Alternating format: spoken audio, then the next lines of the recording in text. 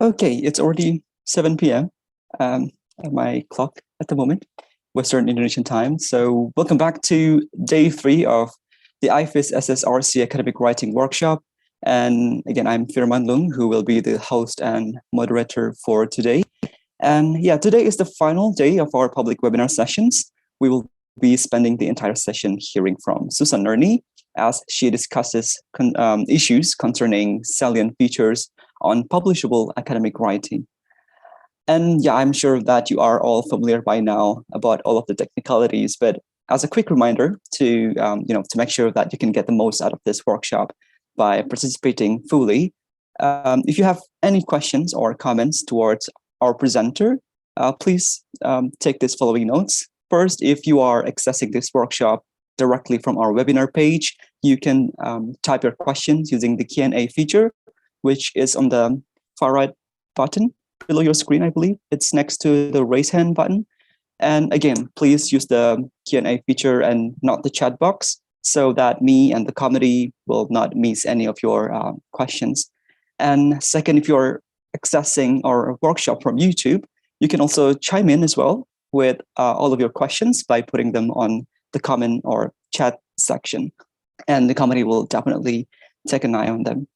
And on the side note, please feel free to post questions to, related to any of the topics covered throughout the workshop, as I believe some of the presenters are still here. And yeah, me and the committee will try to manage your questions. But again, I also would like to encourage all the participants to check the frequently asked questions sheet that had been distributed by the committee for the past days. And don't worry, we will also compile all of the questions from this ongoing workshop from the past 3 days into a particular FAQ sheet that you can access afterwards. Okay, so I think without further ado, it is my pleasure to welcome our presenter for today. This is Susan Lopez Nerney to share her presentation on salient features of publishable academic writing. Susan?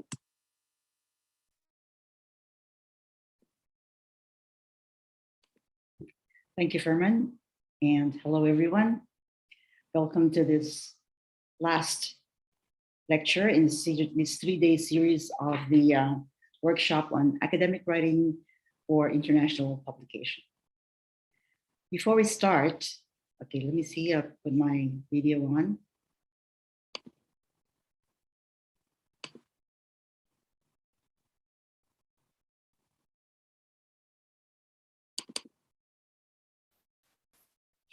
Okay, can you see can you see my link? Yes, it's on the slide. Maybe you want to make it full screen. Perfect. Okay, all right. Well, in his lectures in the last 2 days, Paul Nerney talked about the core information that is needed in your paper, specifically spoke about the introduction and the midsection arguments. In my talk today, my focus will be on how you word that core information. I'm going to focus on the linguistic or the language aspect of your paper.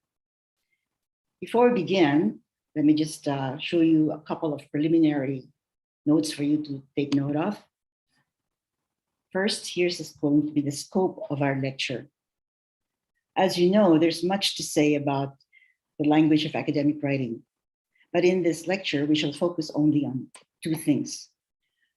First, we shall look at the salient features of publishable academic English and the conventions involved in their use.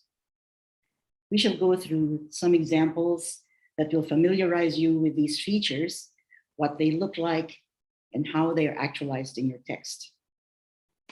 Second, we shall look at strategies for achieving these features in your text.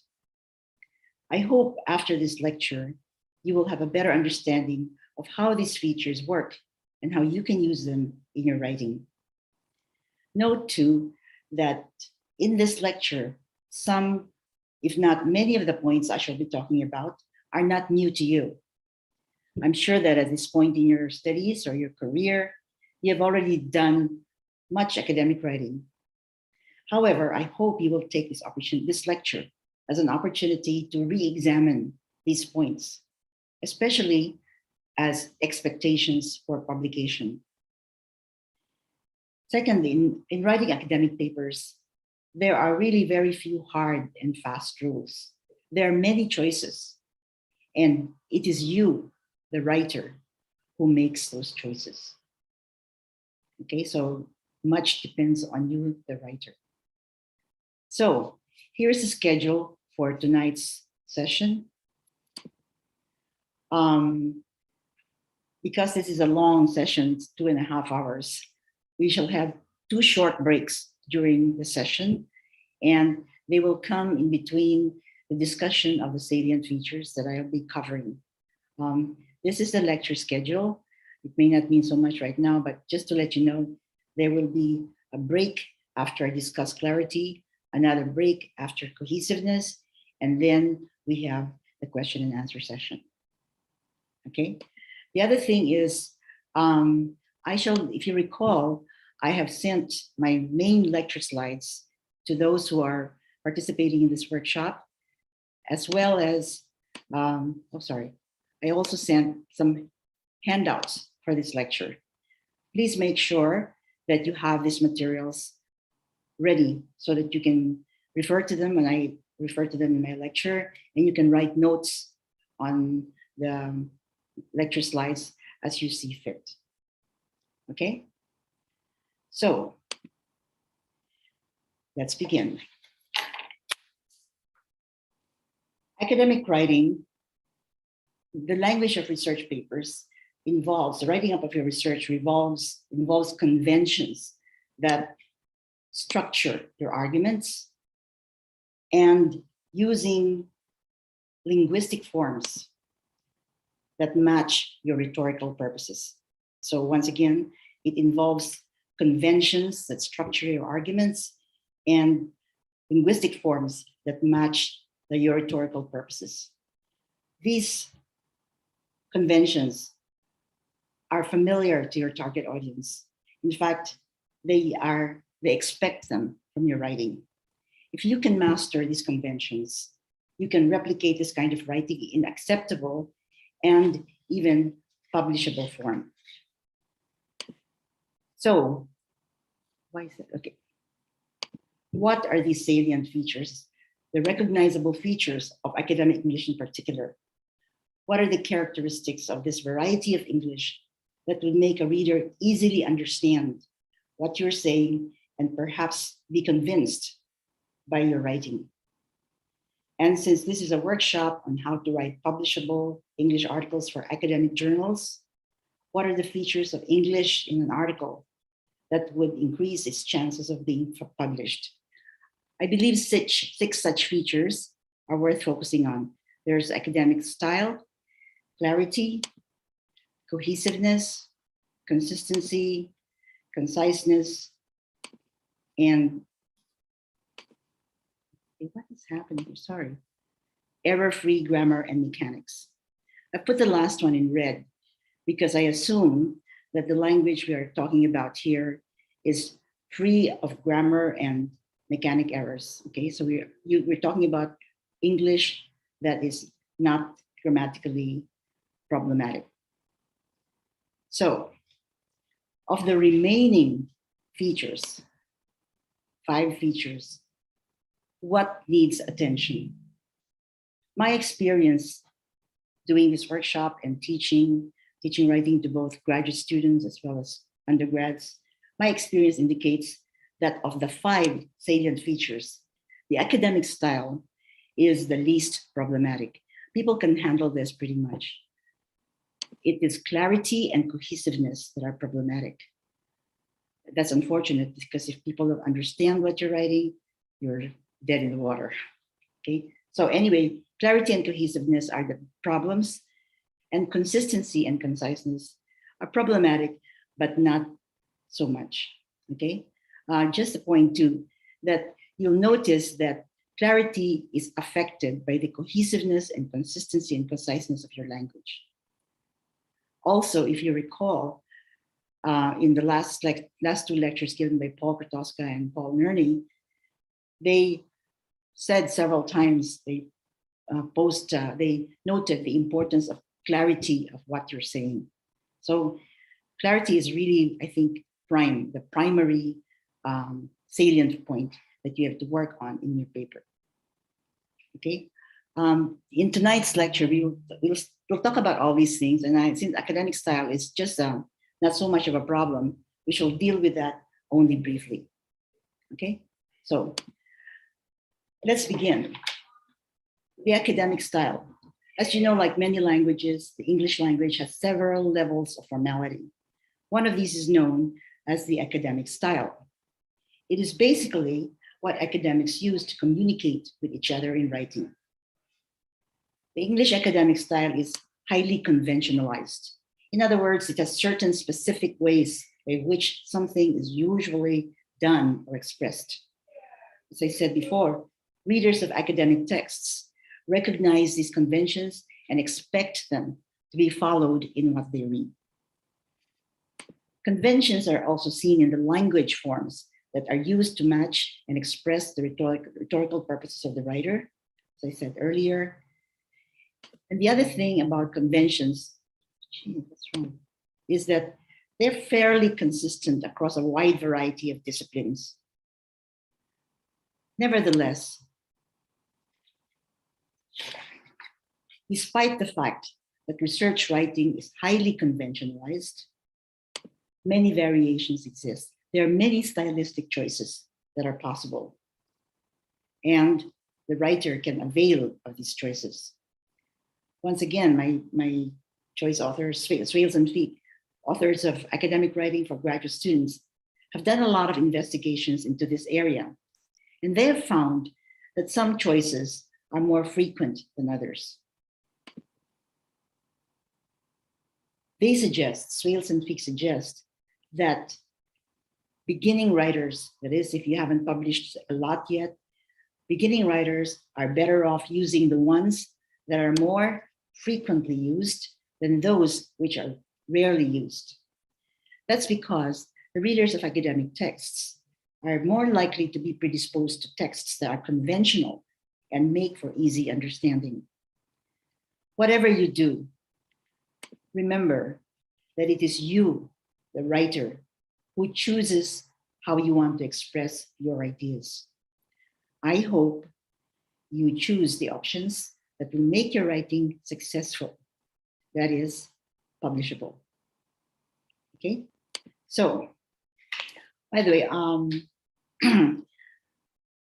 as a slight deviation, academic style English is English that has no native speakers. In other words, none of us was born to, none of us, all of us, maybe I should say, all of us have to learn the academic English, whether your native language is English or not. Okay, so it's comforting to know that we're all in the same boat when it comes to learning academic English. So anyway, what are the more frequent features of the English academic style? Let's go through some of them now.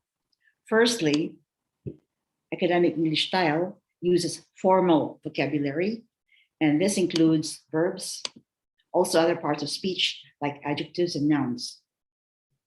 The general rule of thumb is when there is more than one alternative, use the formal alternative. Let's take a look at some of these examples, okay? In these sentences, the words in red are verbs that are informal, like researchers have come up with a number of models. AIDS researchers have run into.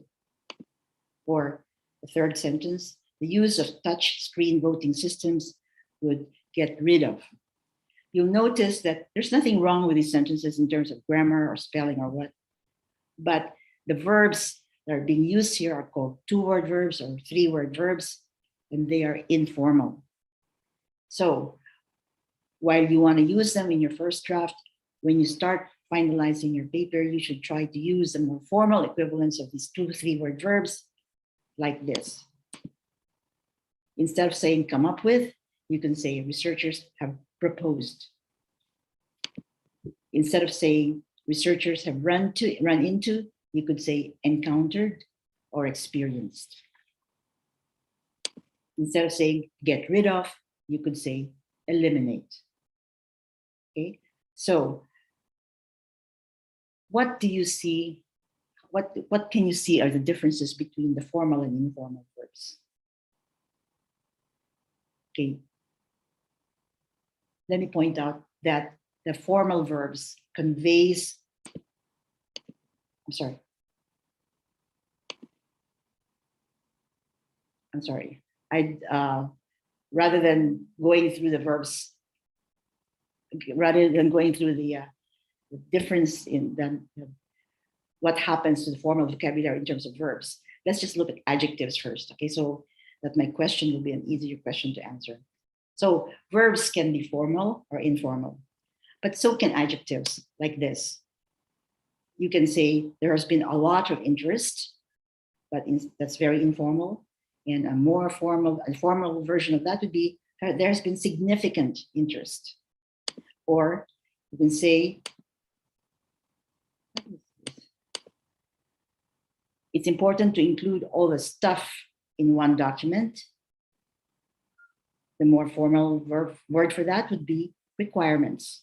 So nouns also have formal and informal versions, as do adjectives. Okay, I'm sorry.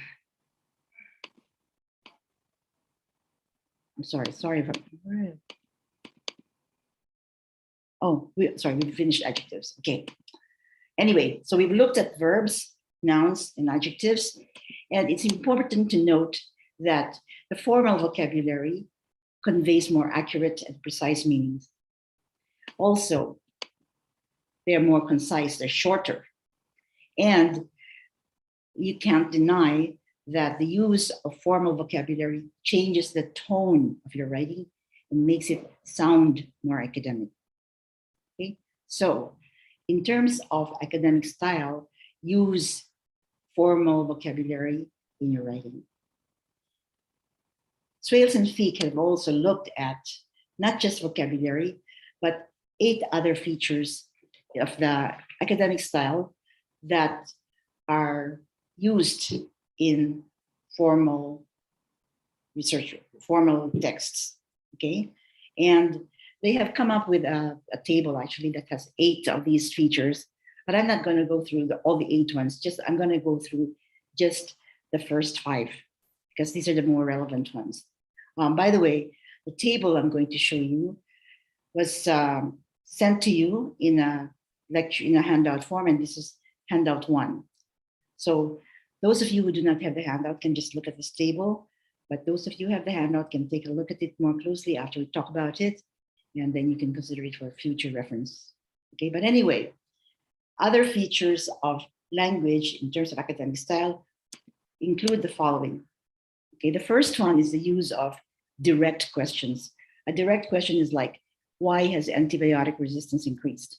This is very relevant in your writing because, as you know, one of the core information that is needed in your paper is the research question. Okay, so you could ask the research question directly like this. But Swales and Feek say that while it is effective, indirect questions are more common. For example, what is an indirect question? An indirect question is a question that has been written into a sentence. So instead of saying, why has antibiotic resistance increased? The indirect version of that could be, many studies have investigated why antibiotic resistance has increased. So please note that, especially in terms of when you're looking at, when you are expressing your research question. The second feature that needs your attention is the use of adverbs. Very often, people put these adverbs at the beginning or at the end of the sentence, like originally the model was developed, or the model was developed originally. But according to Swales and Feek's study, more often the adverb is in the mid of the sentence, in middle sentence, it is, here's the more important point, closer to the idea it modifies. So instead of putting originally at the beginning, for example, in this sentence, it could be the model was originally developed, referring to who developed it at the beginning, rather than just saying originally the model was developed. Okay, so that's adverbs. Another feature is the use of contractions. Contractions means two words put together, like isn't. When you put is and not together, or there's, there and is. The use of contractions is not common in most fields. However, the word don't is an exception. So you can see it in many texts, but you won't see there's or won't. Okay? The fourth one is a little bit less direct, okay? Sometimes people write and they use what we call specific negatives like this. The analysis did not yield any new results. According to Swales and Fick, the preference is for more academic ways of expressing it. So instead of saying did not yield, you say the analysis yielded no new results. Okay, so you phrase it positively rather than negatively. And finally, the use of I. There are some fields that use I, and like I know mathematics does, and I know some other fields. But if you're a new author, the advice is avoid this. Okay, so those are the first 5 points in Swales and Fick's 8-point table. The rest of the table is here. You can just take a look at it, and if you have any questions about this, I'll be happy to answer them. Okay, but please note that in addition to vocabulary, you can look at features of expressing various expressions that are common in research articles, and there are formal or academic versions of these ways or of these statements. Okay, so that ends our discussion on academic English. And before we leave this point, I'd like to just throw you a little quiz. Okay, so take a look at these 3 sentences, and just in your head, tell me how you would make this more academic. This model, number 1, this model was developed by Krugman originally. Number 2, it is unclear how do market-driven policies shape higher education. And the third one, export figures won't improve until the economy is stronger. Very simple sentences. How would you make this more formal? Just a minute, okay? Just a few minutes.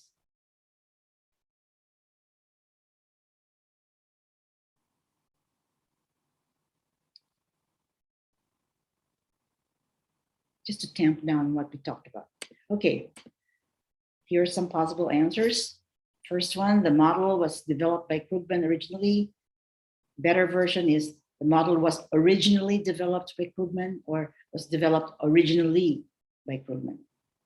Okay, in other words, it's mid-sentence rather than at the end. Here you have a direct question. The better form of this, the better version is to use an indirect question like this. It is unclear how market-driven policies shape higher education. And the third sentence, this is pretty easy. Instead of using, why is this? Sorry. Instead of saying won't improve until the economy is stronger, then export figures will not. Because remember, the only contraction that is often used is don't. The rest are not used as contractions. Okay, I hope that kind of like tamps down the ideas that I passed on with regards to academic style. If you have any questions about academic English, you can raise them later, okay? But for now, let's move on to the next salient feature, which is clarity. As I said earlier, this is one of the more difficult areas of writing. Okay, as I said earlier, the past speakers in this workshop have emphasized how important it is to be clear, your writing to be clear. Okay. So what is clarity? Language is clear when meaning is unambiguous. In other words, there's only one meaning and it expresses exactly what you want to say. Clarity of language enables your reader to understand your ideas and follow your argument. It makes for easy reading when your reader does not have to ask, what does this mean? I just remember papers that I've read where, like you're writing and you're like always tripping as you read, because when people read, they read very fast. But it's very difficult, very annoying to be constantly stumbling and stopping and say, I don't know what this means. And then you put a question mark. So if there are many stumbling blocks or there are many points where your reader is not able to proceed quickly through your text, it's very difficult to make that text desirable. Okay, so while clarity of language is something that writers should work on towards in their entire text, your entire text should be clear. There are some areas that tend to be more problematic than others. Two of these are when you're making claims and when you are evaluating. So, when writing your research, you will have to state your opinions or claims. For example, you do this when you report your findings, your conclusions. Okay? However, it is rare that you can be very definite or very 100% sure about such claims. Nevertheless, you have to be authoritative enough in your language, authoritative enough in what you say to establish your credibility. So people will believe what you're saying so that the reader will take you seriously. So what do? A stance that writers often need to take is to be confidently uncertain. Sounds like an oxymoron. Confidently uncertain. This means that you should express uncertainty in such a way that your position is strengthened rather than weakened. And you can do this. But to do this, you need to have the language for statements of uncertainty, or what we call moderated claims. You have to have these resources and you have to know how to use them. Okay? So here are 5 ways by which you can moderate your claims, or the informal term for it is to hedge or hedging. And let me just give them all first. The first one is using the idea of probability. This is conveyed by the use of what we call modal verbs. Okay. Another way to moderate is to distance yourself or to show your data is soft. The third one is to soften generalizations. Fourth one is to use weaker verbs. And the fifth one is using combination of all of the above. Let's go through these ways and look at some examples, okay? The first one is showing probability using what I call modal verbs. Look at this sentence.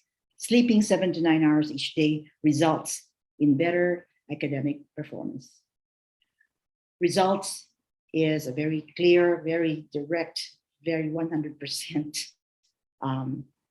word. You could reduce the strength of that by using modal verbs like can or could. So you can say sleeping 7 to 9 hours a day can result or could result. It may result, it might result. Okay, so by saying that, you're not changing the truth, you're just reducing the strength of your claim. Okay, You may want to consider, by the way, which is stronger, can result or may result. So as the writer, you decide which one or how strongly you feel about these verbs, okay? Another way to moderate your claim is what I call distance yourself from what you're saying or showing that your data is soft. What do I mean? Again, here are some examples. Health education has a positive impact on a patient's quality of life. Has, again, is a very strong verb. You could moderate that claim by saying it seems to have, health education seems to have. It seems that health education has, or it would appear that health education. Notice the impact of what you're saying or the strength of your claim is getting reduced. Or you can distance yourself from the data, saying, based on the limited data available, the African continent has da-da-da, or according to this preliminary study, or based on previous surveys, you're distancing yourself from the previous surveys, and not saying this is not my survey, it's what they said. Okay, so you can moderate your claim by showing your data is soft or distancing yourself from the claim. Now, I want to call your attention to what I call generalizations.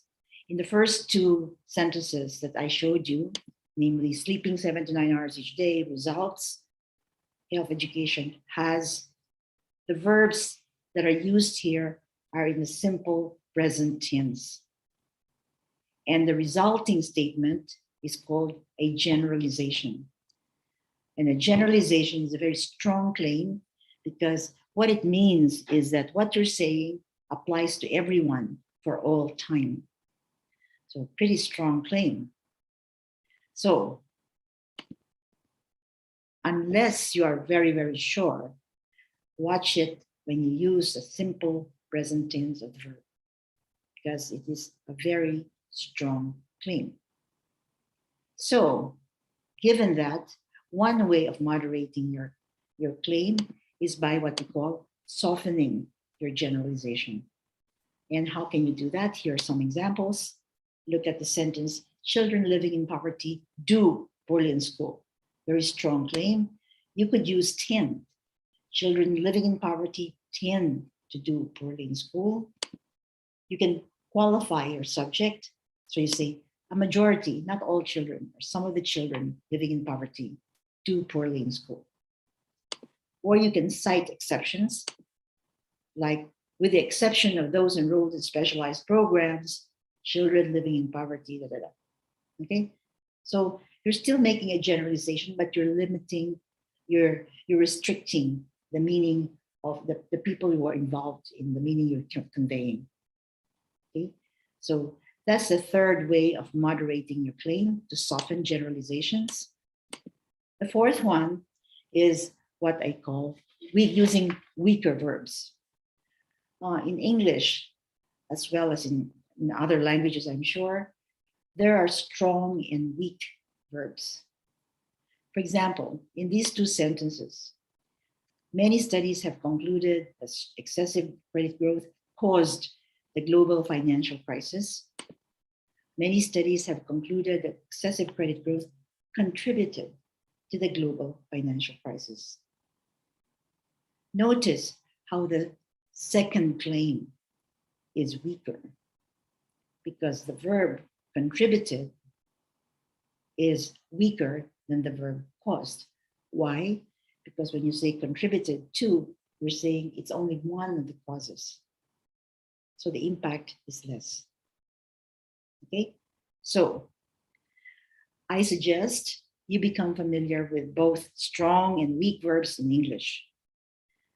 This is because you can hedge by using a weaker verb, or on the other way around, make a strong claim by using a strong verb. And to help you out with this, I think the lecture handout 2 gives you a list of strong verbs and weak verbs in English. So do refer to that should you ever feel the need to find verbs like this. Okay, and finally, you can moderate your claim by using a combination of all the strategies I mentioned above. But please avoid excessive moderation, or you may come out with something, a sentence like this. It could be modal, concluded that some limiting, distancing evidence seems to suggest that at least certain villagers might not have traded properly with others in the community. Frankly, if you're going to make a claim like that, you can forget it because then there's hardly any strength in this claim. Okay. So, lecture handout 3, which is the third of handout that I gave you, will give you expressions for moderating claims. I suggest you refer to that next time you or when you're revising your paper and you need indeed to moderate some of your claims. Okay? As I mentioned earlier, clarity is important in your entire text, but there are two areas where they're quite critical. One is when you're making claims, and the other area is when you're evaluating.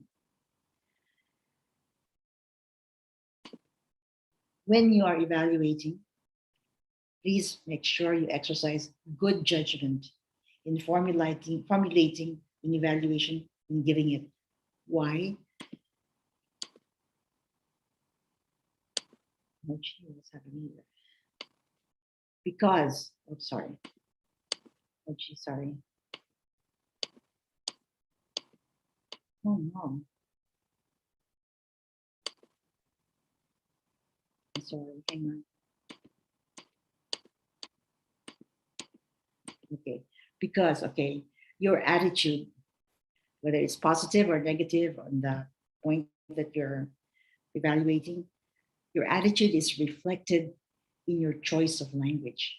For example, take a look at this: uncertain versus flawed, or remarkable versus interesting.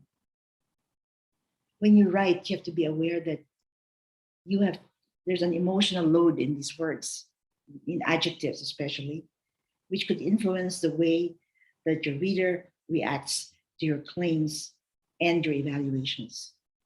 So, note that carefully chosen language can contribute to your reader's willingness to accept your claims and opinions.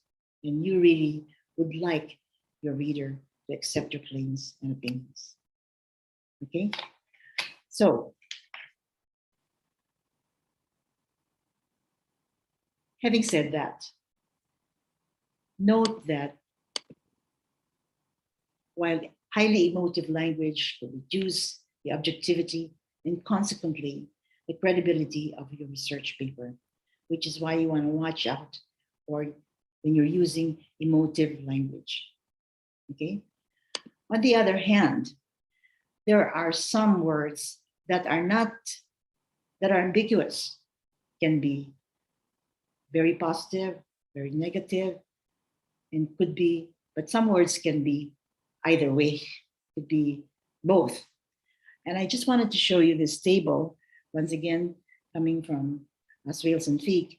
These are attitudes of praise and blame among historians, sociologists, and physicists in Britain and the UK, in Britain and the United States. And I wanted just to show you some of the words that they use and how they can be ambiguous, okay? Like good work in the humanities is sometimes called scholarly, original. In social sciences, it's perceptive, rigorous. In physics, it's elegant and economical. Average work is sound, scholarly, accurate. And poor work, thin, anecdotal, sloppy. Not really very direct, so you don't really know, okay? So note that while some words are clearly positive or some words are clearly negative, some words are pretty vague. So I suggest a good exercise for you is look at this list and in your readings, note the positive adjectives and the negative adjectives that you come across, as well as the ambiguous ones, and learn to deploy these adjectives in your writing. Okay?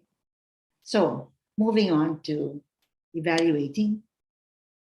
Sometimes you do need to express a critical evaluation, a negative criticism, but you don't want to sound so harsh. I know among Asians, this is a very, how would I call, common characteristic. You don't want to be critical because you want to maintain a positive, harmonious relationship between you and the person you're talking to. So you want to be nice, okay? In a situation like this, you can soften. There are ways of softening your evaluation. And a useful strategy, especially when you're expressing a critical evaluation, is to use what we call contrasting adjectives, as in these two, so in this sentence. In this ambitious, positive, but flawed, negative study, the authors attempt to show that domesticated animals are. So you're using contrasting adjectives, or you can reverse it and say, in this flawed but ambitious study, the authors, da da da.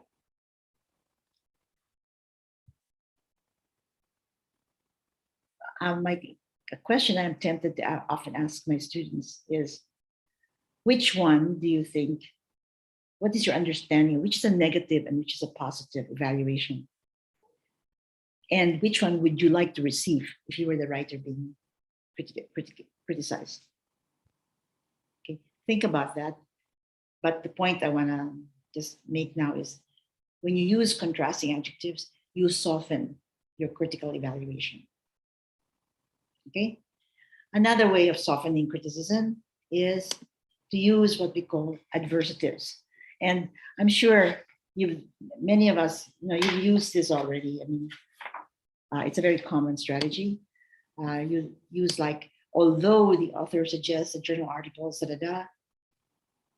they fail or he fails to recognize. Or another way of saying this, another adversative is, however, the author suggests that journal articles are in the language, however.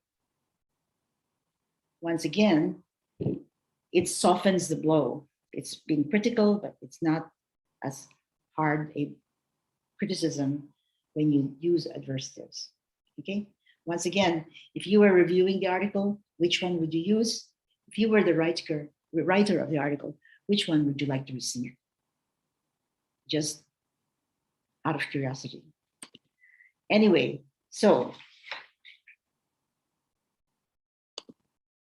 once again, note that clarity is very, very important when you're making claims and when you're evaluating. I would like to leave you these 3 sentences, which are very strong. You can see they're generalizations. Economic sanctions are ineffective. Alcohol causes people to become violent. Private schools provide a better education than do public schools. We shall now have a break, but during the break, just look at this and think of ways by which you can moderate these claims, okay? And I'll see you back in 5 or so minutes. Verman will call you back. Thank you. Okay, thank you very much, Susan, for a very practical presentation. And that's only the first part of the presentation. So we still have run 2 more parts of the presentation. So make sure you don't go anywhere for the participants. We will see you in 5 minutes. See you.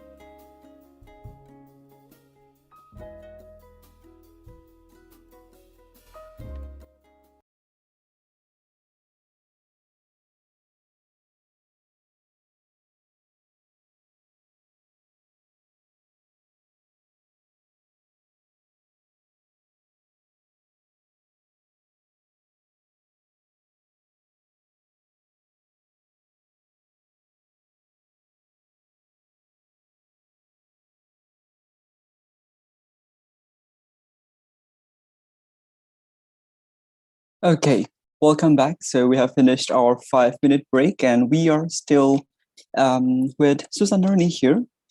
Okay, in this AIFIS-SSRC academic writing workshop, and yeah, I believe that Susan Nerney will continue her presentation on salient features of publishable academic writing. So Yeah. without further ado, Susan, you may continue.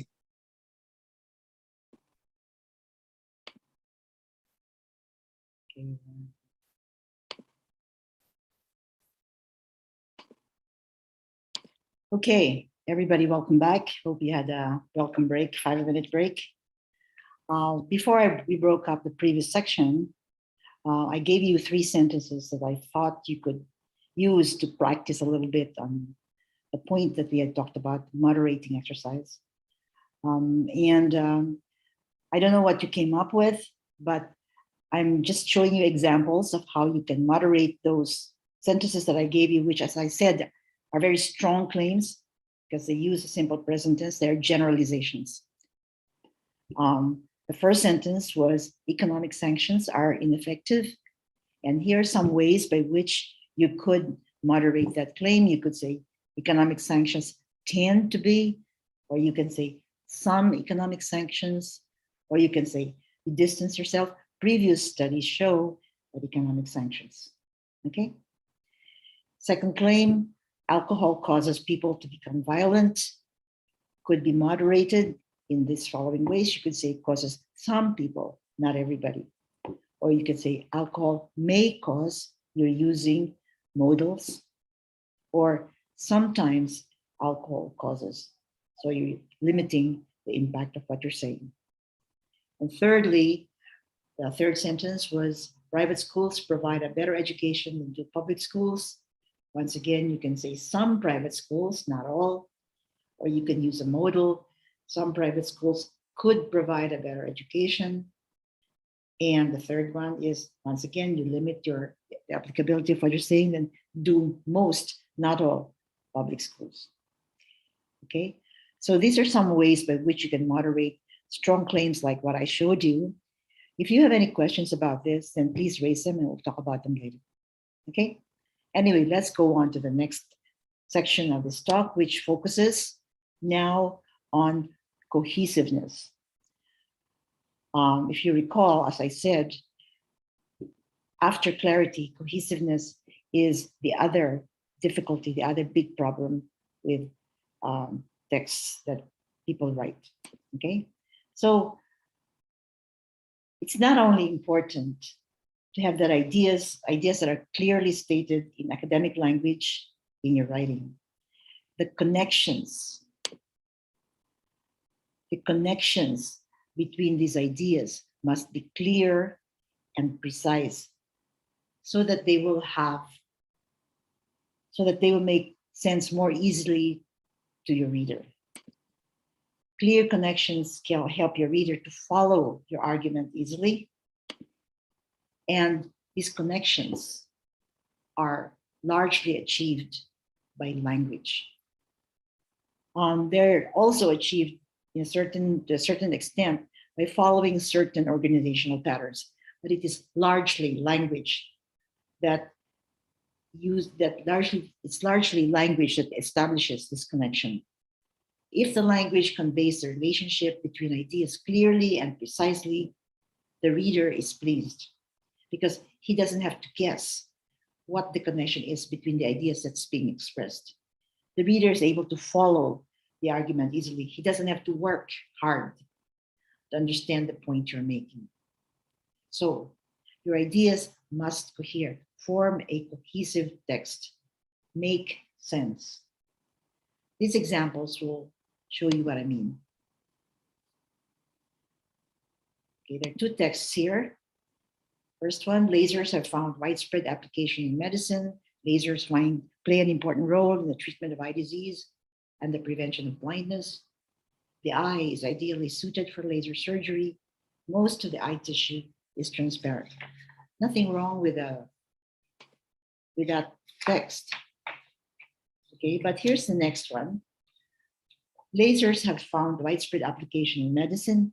For example, They play an important role in the treatment of eye disease and the prevention of blindness. The eye is ideally suited for laser surgery because most of the eye tissue is transparent. I hope you'll agree with me that text 2 has a better flow. This is because in text 2, the connection between the ideas is clear and unambiguous. And you will notice that this flow has been made possible because of proper linking words and phrases like, for example, because, and the pronoun they. Take a look at this now. For example, because they. Okay? So, and in case you haven't noticed, now, in case you haven't noticed, the prepositions, which were also there in the first text, also provide links as well as the repetition of ideas. So you say, I'm sorry, the prepositions in the treatment of eye disease, of blindness, for laser surgery of the eye, as well as the repetition of key ideas, the eye, the eye, the eye, as well as the punctuation, full stop here, comma here, full stop, full stop. All of these establish the connection between the ideas. So, in brief, the improved flow of ideas in this text has been achieved by the use of these linguistic devices: transition words, such as linking words and phrases and prepositions, and punctuation. Before we leave this topic, I'd like to call your attention to handout 5. This handout presents several examples of transition words and the relationships that they convey. I suggest that you be familiar with them and see how they're used, and then try to use them in your paper. Additionally, I'd like to call your attention to one important linking device: prepositions. This is one of my,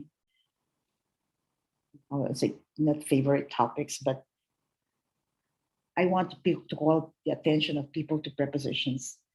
This is because, in my experience in teaching academic writing and conducting workshops such as this, I have noticed that the use of prepositions is oftentimes very problematic. And because of this, the connection between the ideas is difficult to see. The problems with prepositions are, one, they are probably the wrong preposition is used, or there is a preposition used, but there's no need for a preposition, or sometimes there's a preposition, there's no preposition when a preposition is needed. So I don't think people pay attention to it so much because they're such small words, but they are actually very important in linking your ideas. So please watch out for prepositions. Okay. In addition to transition words and proper punctuation, another way to achieve the cohesion of ideas is through the use of what I call the new to old, or NOI pattern. The NOI is a very subtle but very effective way to link your ideas. Basically, it is a backward reflection of information that has been given previously, or basically, in another way of putting it, is referring to known information. It works like this. Take a look at these examples. Oh, I'm sorry, hang on a minute. Before I show you that example, let me just show you what noise strategies include. Okay, what are the noise strategies that you can use in your paper? The first one is shifting from the indefinite article, a, an, or no article, to the definite article, the. That, I'll show you how that works in a minute. But anyway, that's the first one, is shifting from indefinite article to definite article. Another noise strategy is repetition of information, like the verbatim repetition or paraphrased information, like use of synonyms or variation on the part of speech. the use of appropriate pronouns, the use of summary words, and the use of the past participle form of the verb. All of these can work as NOI strategies, and let's see how they do it. Okay, the first one is the shift from the indefinite article to the definite article. It's a very subtle but very powerful move, and I'll show you why in a minute. Take a look at these very simple sentences. The dog chased a cat, which is an indefinite article. The next sentence, the cat ran into a hole. The hole was huge and dark. So the first time an idea is introduced, you say a. The next time, when the information is known already, you switch to the. Okay? Another expression, another example. A man was seen walking into the building at 4 p.m. that afternoon. The man was carrying a big black bag. Can you imagine how confusing this would be if you said a man was seen walking, a man was carrying a big black bag? Okay, but just by shifting from the indefinite a to the definite the, there is a link in the ideas that is being expressed.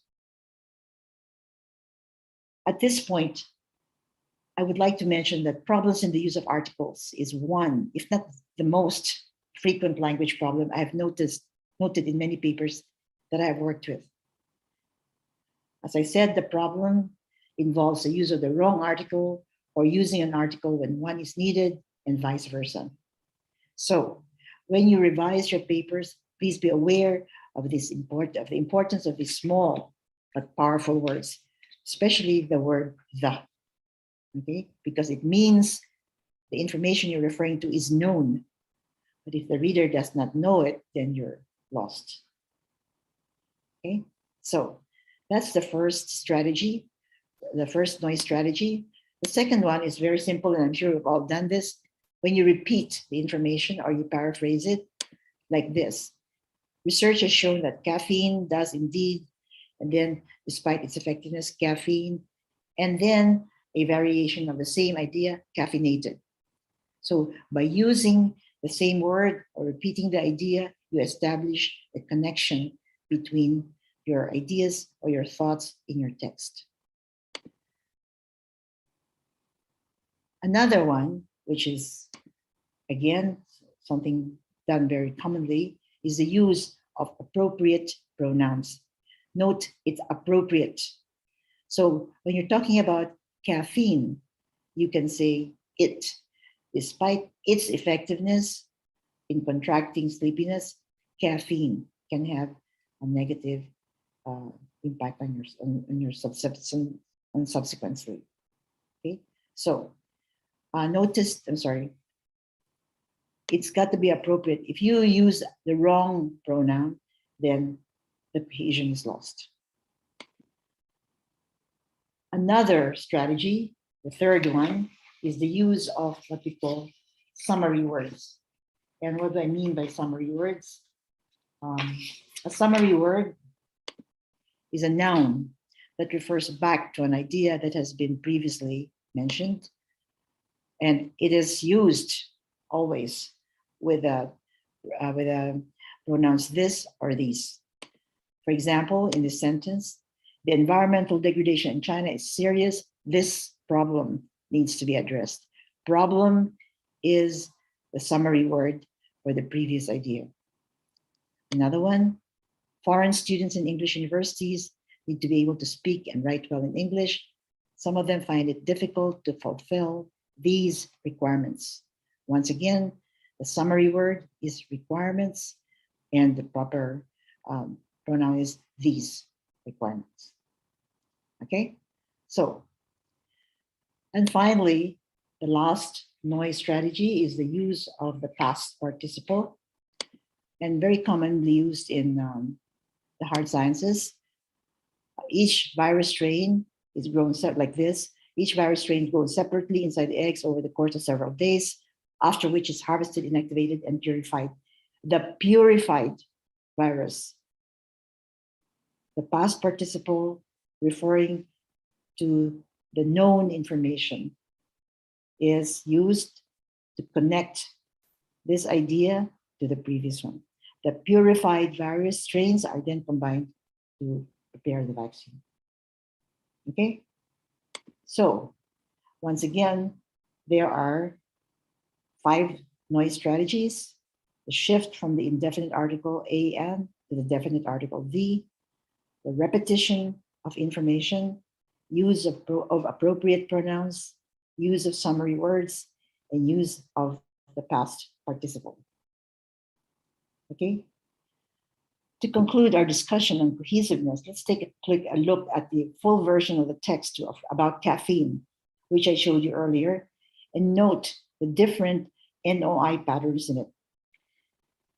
In this text, note that the ideas in the same color work this way. The first mention of the idea is the new information. The second mention of this idea in bold echoes this information, this mention, thus establishing the connection between the ideas in the text. Let's take a look at that, okay? So here's the first time the idea is mentioned, caffeine, and it's repeated, caffeine. Sorry, hang on a minute. I just want to.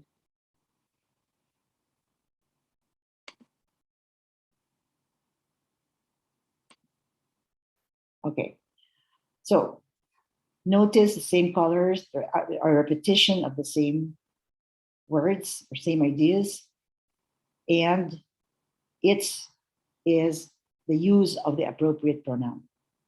Okay, research has shown that caffeine does indeed sleepiness and can lead to better academic performance, as students can spend more time studying, despite its effectiveness, meaning caffeine. In counteracting sleepiness, caffeine can have a negative impact on subsequent sleep, which for many students may already be compromised. Continuing, once again, caffeinated, again repeating the idea that was, it's a different word, a different form of the word caffeine. And then the idea in green is reflected in the next summary word.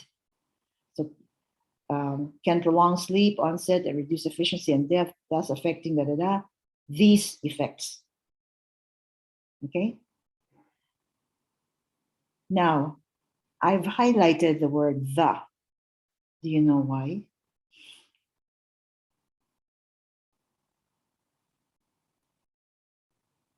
I want to just show you the previous slide, because you see research has been established here. So they say research has shown, so the next time, the research on these effects. It already means that this is known, this is a known information. Okay, I'm sorry, where are we now? All right, and just to finish off this paragraph, so once again, you have caffeinated, caffeine, and then functional energy drinks, repetition, feds, and then taurine, glucose, and glucuronolactone. And you have these ingredients, a summary word. Okay, so you can see the connection using the different strategies, the shift from indefinite to definite article, as we saw in research, repetition of information, as in caffeine, caffeinated, use of appropriate pronouns from caffeine to its, summary words, these ingredients, past participle. No, we don't have a past participle here. Okay, so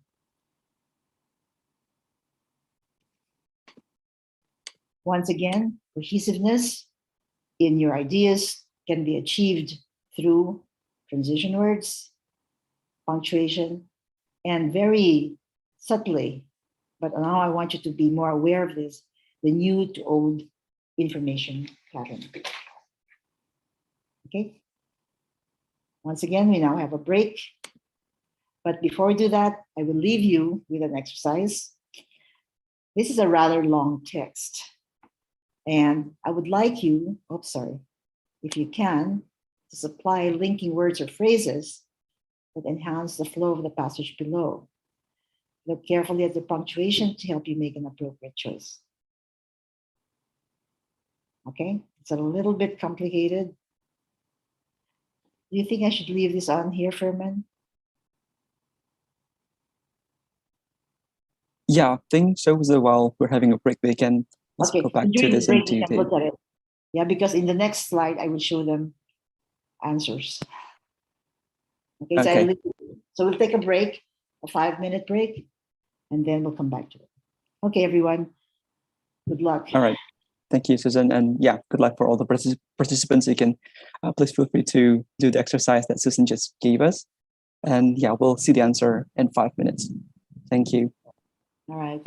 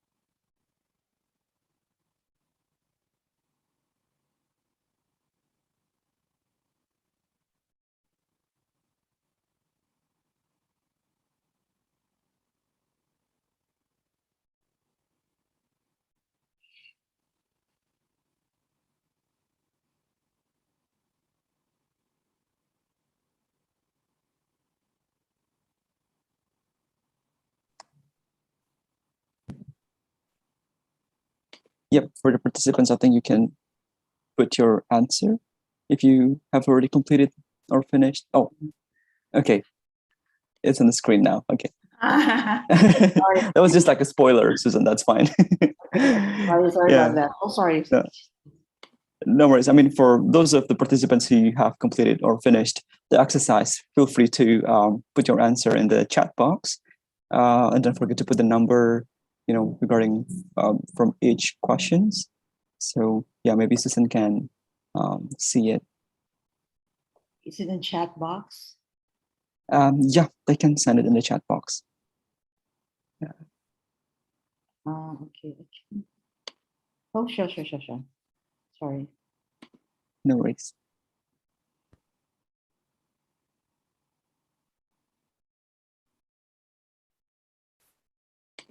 Oh, sorry. Hi. What happened?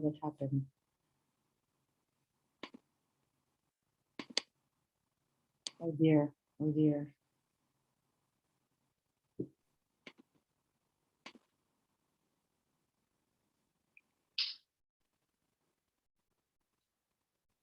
Chat boxes at the bottom of the screen. Yeah, I want to close Okay, it. I want to close it. it should be a little, if you go over here, there should be a little thing. Close it. How do I close it? How do I get out of here? So,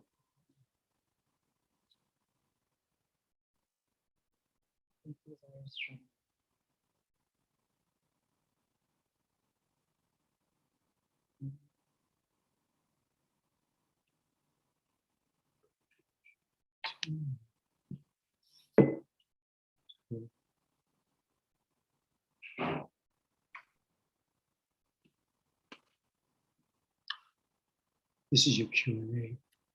So and then you have the chat box, okay? okay. Yes, I think we have one answer from Ruhaida. How do I see? How do I see that? Can you find the chat box function, Susan? Okay, I here believe that okay, like that. Yes. yes. But yeah, please. I think we have 6 questions to answer, right? Yeah. So no, actually, yeah. So I mean, I've opened up the chat box. I cannot. I see Noraida to everyone. Okay, Megan, you would feel free. yeah. So I think it's only Noraida who had answered the exercise. Yeah. So again, for all of the participants, for the others, if you have finished or if you found the answer for this exercise, please feel free to put it in the chat box before later on. Susan will definitely show us the answer.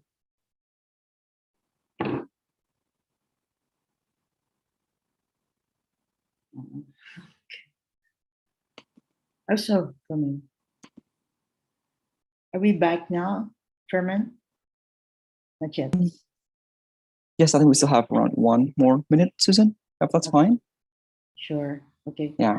I'm just going to show. I'm sorry, but I cannot see the answers that people have sent. But I will just. I think it was only Nurhaida who had answered it, Susan. All right. I'm sorry. I couldn't find it. Anyway. Okay. Yeah, I think you can start now if you want, Susan. Okay. All right, everybody, we're back. When we broke up, I showed you this, and then we're supposed to have this break.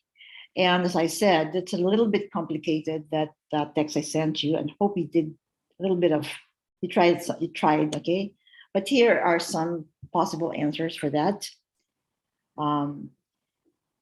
And let me just read the text quickly. It has long been documented that individuals in an organization may voluntarily do tasks that are not part of their regular job duties. Then connected to the next idea, you could say, in some cases, or for example, individuals may go above and beyond the call of duty, Okay? This behavior is intended to help others in the organization and is often referred to as organizational citizenship behavior. Sentence number 4, it is recognized that OCB is important for an organization. You could say this is an adversitive. Although or while it is recognized that OCB is important, there is debate among researchers as to how OCB can be encouraged. By the way, this is a very good text for an example for leading into your research question, from the research gap to your research question. Okay, so this debate is further complicated when considering the role of OCB in multinational corporations pursuing global diversity. Most OCB research has focused on Western cultures. However, and here's the gap, however, it is not clear whether or not these research findings can be extended to other cultures. By the way, the 0 there means that you can leave it blank. I mean, in other words, you don't need to put anything in there. So you can say to other cultures, comma, suggesting a need. Or you can say, comma, thus suggesting a need to investigate OCB as it exists in other cultures, particularly those described as collectivist. So you can see how these connectors, these links, help put the ideas together. I mean, you could actually guess without those words that we put in. You could actually work at trying to put these ideas together, but it is so much easier when these links or these expressions that put the ideas together have been added. Okay, so just to show you what a cohesive text, how easy it is for people to read or understand a cohesive text due to the use of the correct cohesive devices. Okay, so we now come to the last portion of this lecture, which is we talk about consistency and conciseness. These are, as I mentioned at the beginning of my talk, these two features are not as problematic as the other two that we have talked about. Nevertheless, sometimes they pose a problem, and I'll show you when. Okay, so consistency, when you're talking about consistency, usually the most obvious manifestation of this feature is in the use of the variety of English used, whether it's American or British English, but also in the use of terminology, as well as the perspective that's used in your writing. The lack of consistency in terminologies, especially for the key ideas in the text, and also the perspective, are really could be problematic. Okay.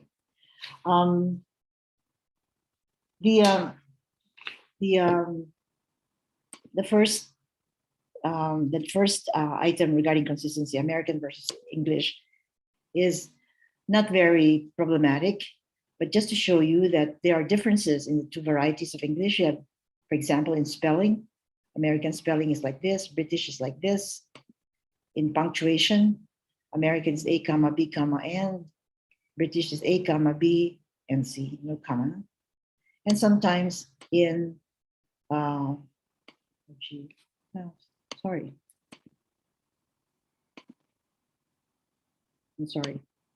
in vocabulary, for example, Americans call it the elevator, while the British call it same thing, the lift.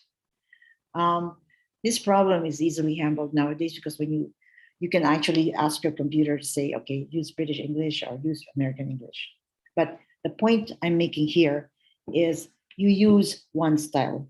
If it's American, use it American all throughout, or English or British, use it British throughout, don't switch. So this is the least of the problems in terms of consistency. A more serious problem is the lack of consistency in key terms, as this text will explain, I will illustrate. Insomnia, the key idea, is defined as inadequate or poor sleep based on the quality of sleep, number of times a person wakes up at night, length of sleeping time, and length of time spent awake at night. Then the next sentence, sleeplessness can be transient or chronic. Clearly, they're talking about the same things, but there's been a shift in the terminologies, which is really not a good thing to do. Okay, so one, if you're going to remember to use consistently the same key terms in your text, and if you want to change the key terms, you could do this. For example, insomnia is defined da da da da da da, and then insomnia or sleeplessness can be transient or chronic. Okay. A more serious problem could be the sequence of the shift in the perspective as seen in the sequence of tenses. Okay, this is more confusing, as you can see from this text. Human beings make mistakes. Sometimes we did things we regretted. By themselves, the individual sentences are not problematic. They're grammatically correct. But as put together, they make no sense. Okay? It should be human beings make mistakes. Sometimes we do things we regret. Present, present. Okay. Here's an example of that in a longer text. For example, this is a text describing the British Prime Minister, female British Prime Minister, forget her name now. But anyway, for example, to reduce state responsibility in housing provision, she sold off state subsidized council housing with very significant one-off subsidy to sitting tenants. Thus, she transformed, still using past, many households into homeowners, but simultaneously she drove, still past, those who are unable to purchase houses to residual units of the worst quality housing. The switch from the past to the present is very confusing. It should be, she drove those who were unable to purchase houses to residual units of the worst quality housing. Okay, so watch your verb tenses, because if you change it, there is a break in the flow of the ideas, like we had in the previous text. Now, sometimes there is a reason to shift. Okay, well, once again, keep verb tenses within the text consistent unless there's a reason to shift, as you can see here. This is a little bit longer text, but notice, okay, what I've done is I've color-coded it. The words, the verbs in the same color are in the same tense. So the first set of verbs, helps, is, are all present because they're talking about something that is true of all time. One quality that helps students is self-discipline. This characteristic is particularly important. The next set of verbs is now in lavender, but notice there is an indication that the time frame has changed. In the 2 years that I have lived in the dormitory, I have learned. So the tenses, the verb tenses are the same. Then the next set of verbs shifts to present because it talks about something that is regularly occurring. And there is an indication every night before she goes to bed, Yuki plans, she writes, she has, is, she is, I can. Then the next verbs are in blue, shift to past. But notice there is an indication that the time frame has changed. One night last semester, I invited her to go out to dinner, but she refused because she had not finished her homework. And then in the future, I will make an effort to discipline myself. So what I'm saying is you can shift, but give an indication to the reader that you are changing, that shift, the changing of tense, there is a reason for it. Okay? Now, a more,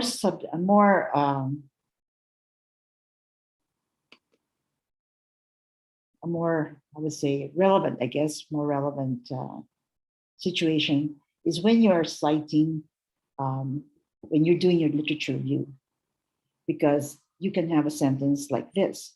Jones, 1997, found that illiteracy was correlated most closely with poverty.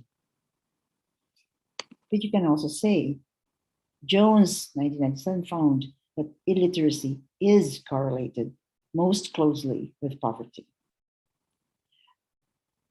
Both sentences are correct, and they can be used, and you have seen them used. But note that the meanings of these two sentences are very different.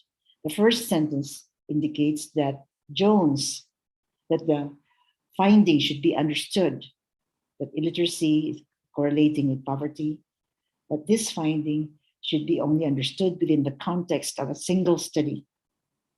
In other words, in Jones' 1997 study. That's what he found out. The second one, when you say Jones, 1997, found that illiteracy is correlated most closely with poverty, the writer implies that a wider generalization.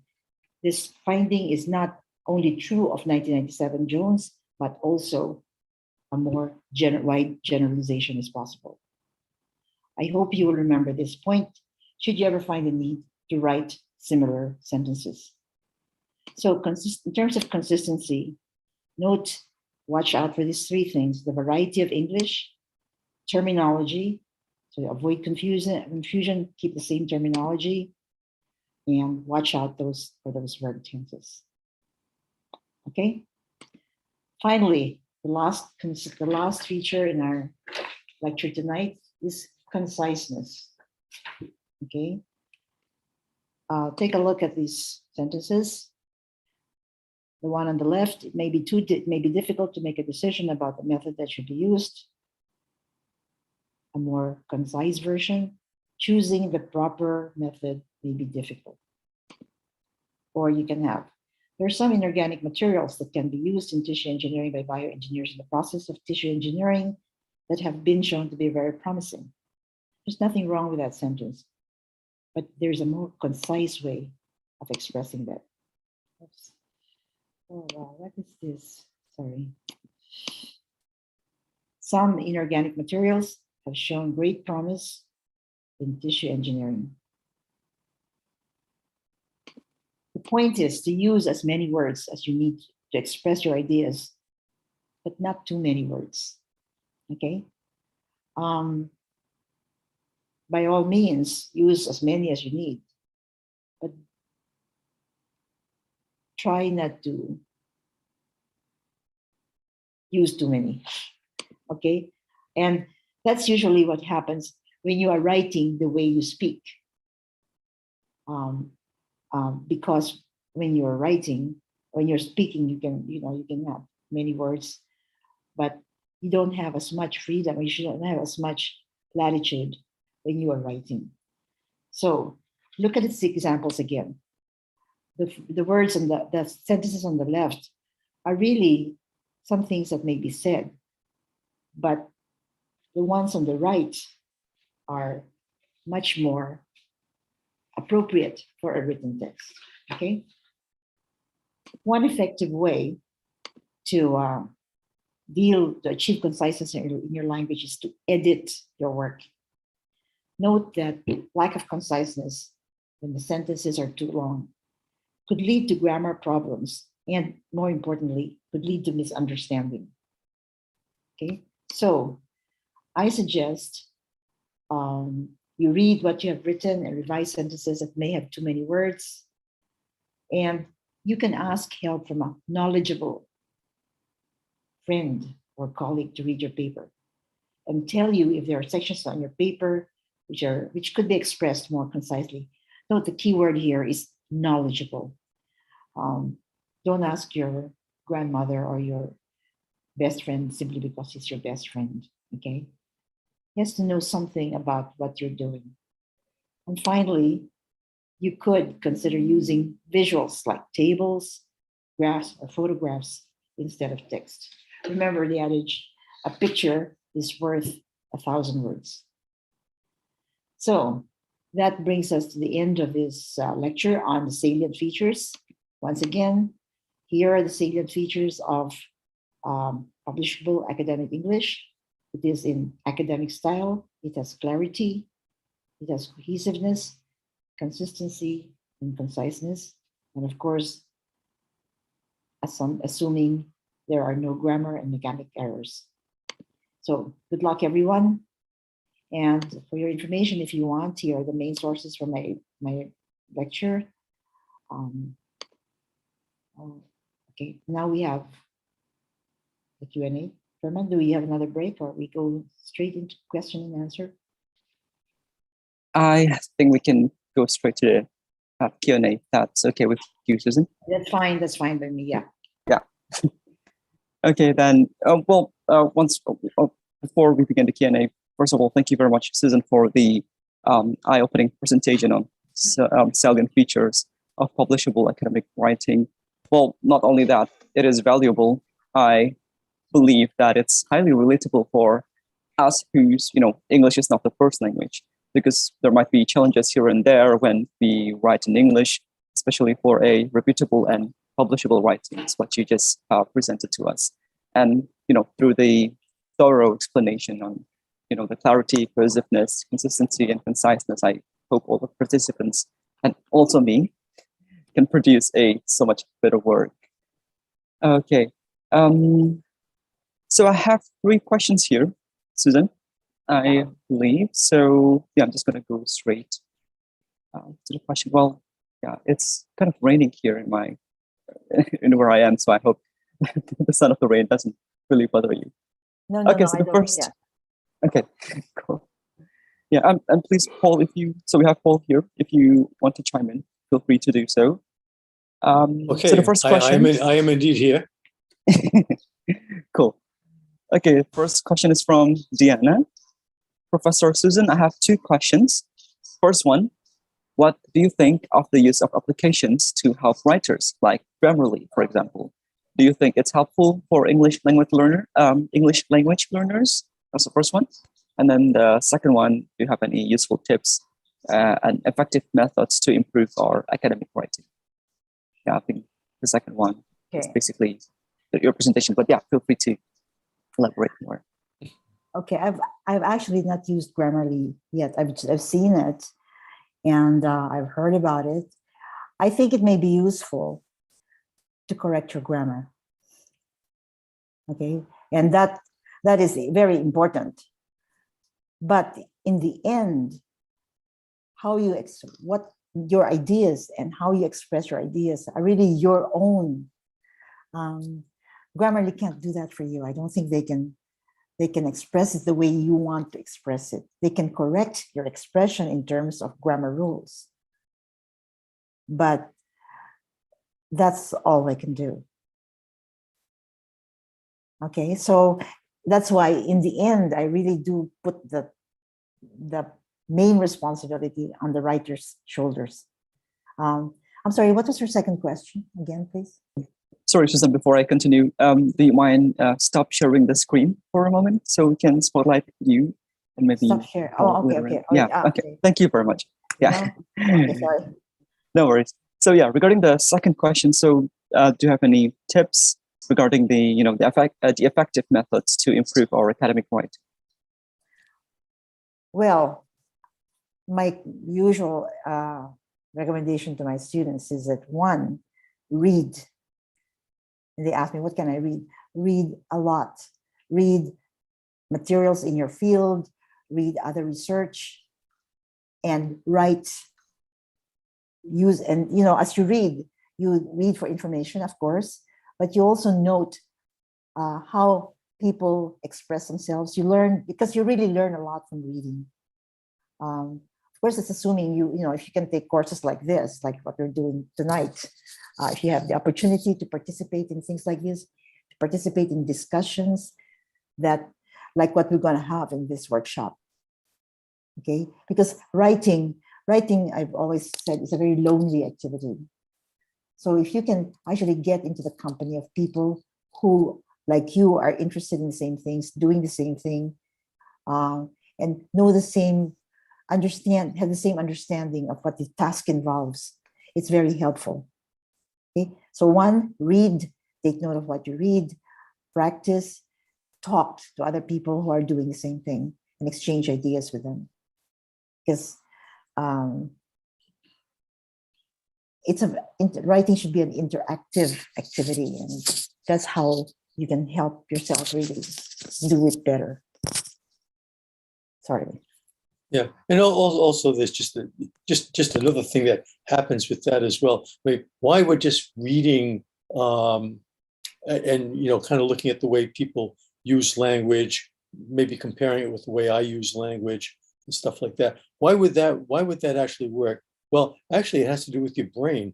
This is the way we actually learn. It's through a constant observation, comparison, decisions. When you see somebody saying something, I wouldn't say it that way. I mean, it's okay. The way this person's saying it is fine, but it's not my voice. But then you see other things, and you say, wow, that is my voice, or it's a tiny part of my voice. And you start to take note of that. You start to play with that a bit in your own writing. And little by little, you begin to form a style. It's a style. In other words, it's a selection of particular ways of expressing yourself, both semantically speaking, in terms of meaning, the kind of vocabulary you're selecting to do this. Susan was mentioning earlier, using formal vocabulary versus informal vocabulary. But even, let's say, as research writers, we're constrained basically to pretty much use a more formal style. As she was pointing out, there's so many different options for you to do that. But you begin to find options that really seem to say what you want to say better and more clearly than other possible ways. And that becomes you. It becomes part of a repertoire of words and phrases and sentence types that you're using. And you will find that if you keep looking at other people's writing, your brain will just automatically do this for you if you let it. Don't be uptight. Don't be saying, I can't do this. This is too difficult. Well, if you put blocks in front of yourself, then of course it's going to be less effective. But if you just relax, stop looking at what people say. Yeah, I think that's really important, that you see what else other people have written and be receptive to how they, learn from others, and imbibe what are the good things that you think one person did, and you just grow with it. But I think reading is very important, a very important step in this. Yeah, and of course you have to read in your own field anyway.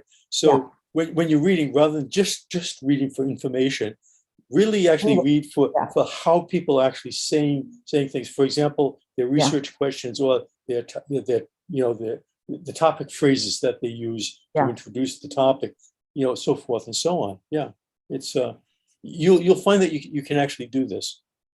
Paul, Can I chime in? Yeah, absolutely. Yes, sure, Paul.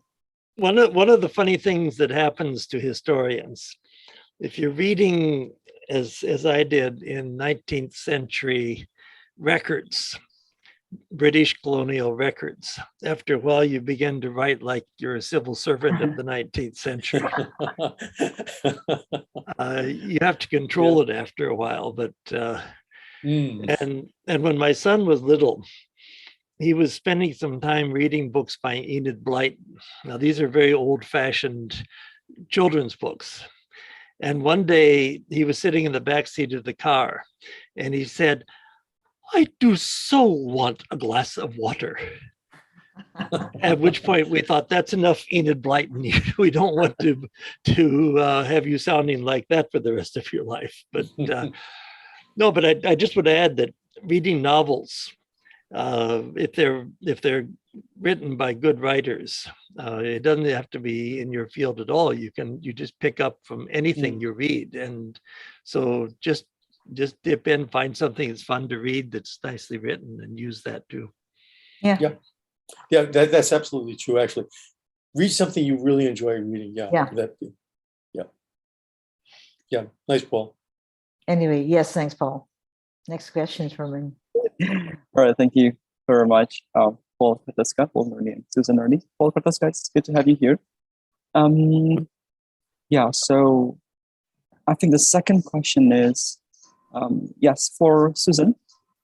This is from Tutin. She commented, thanks for the very useful material. And she also questioned about, could you explain more about the, when to use a strong claim and when to use a moderate claim? Because you've mentioned something about those two, I believe. Yeah. I actually saw that question earlier and I was intrigued by that. First of all, one thing, you must have the evidence to prove, to support your claim. If you don't have the evidence, you cannot make a strong claim. And just how strong a claim is,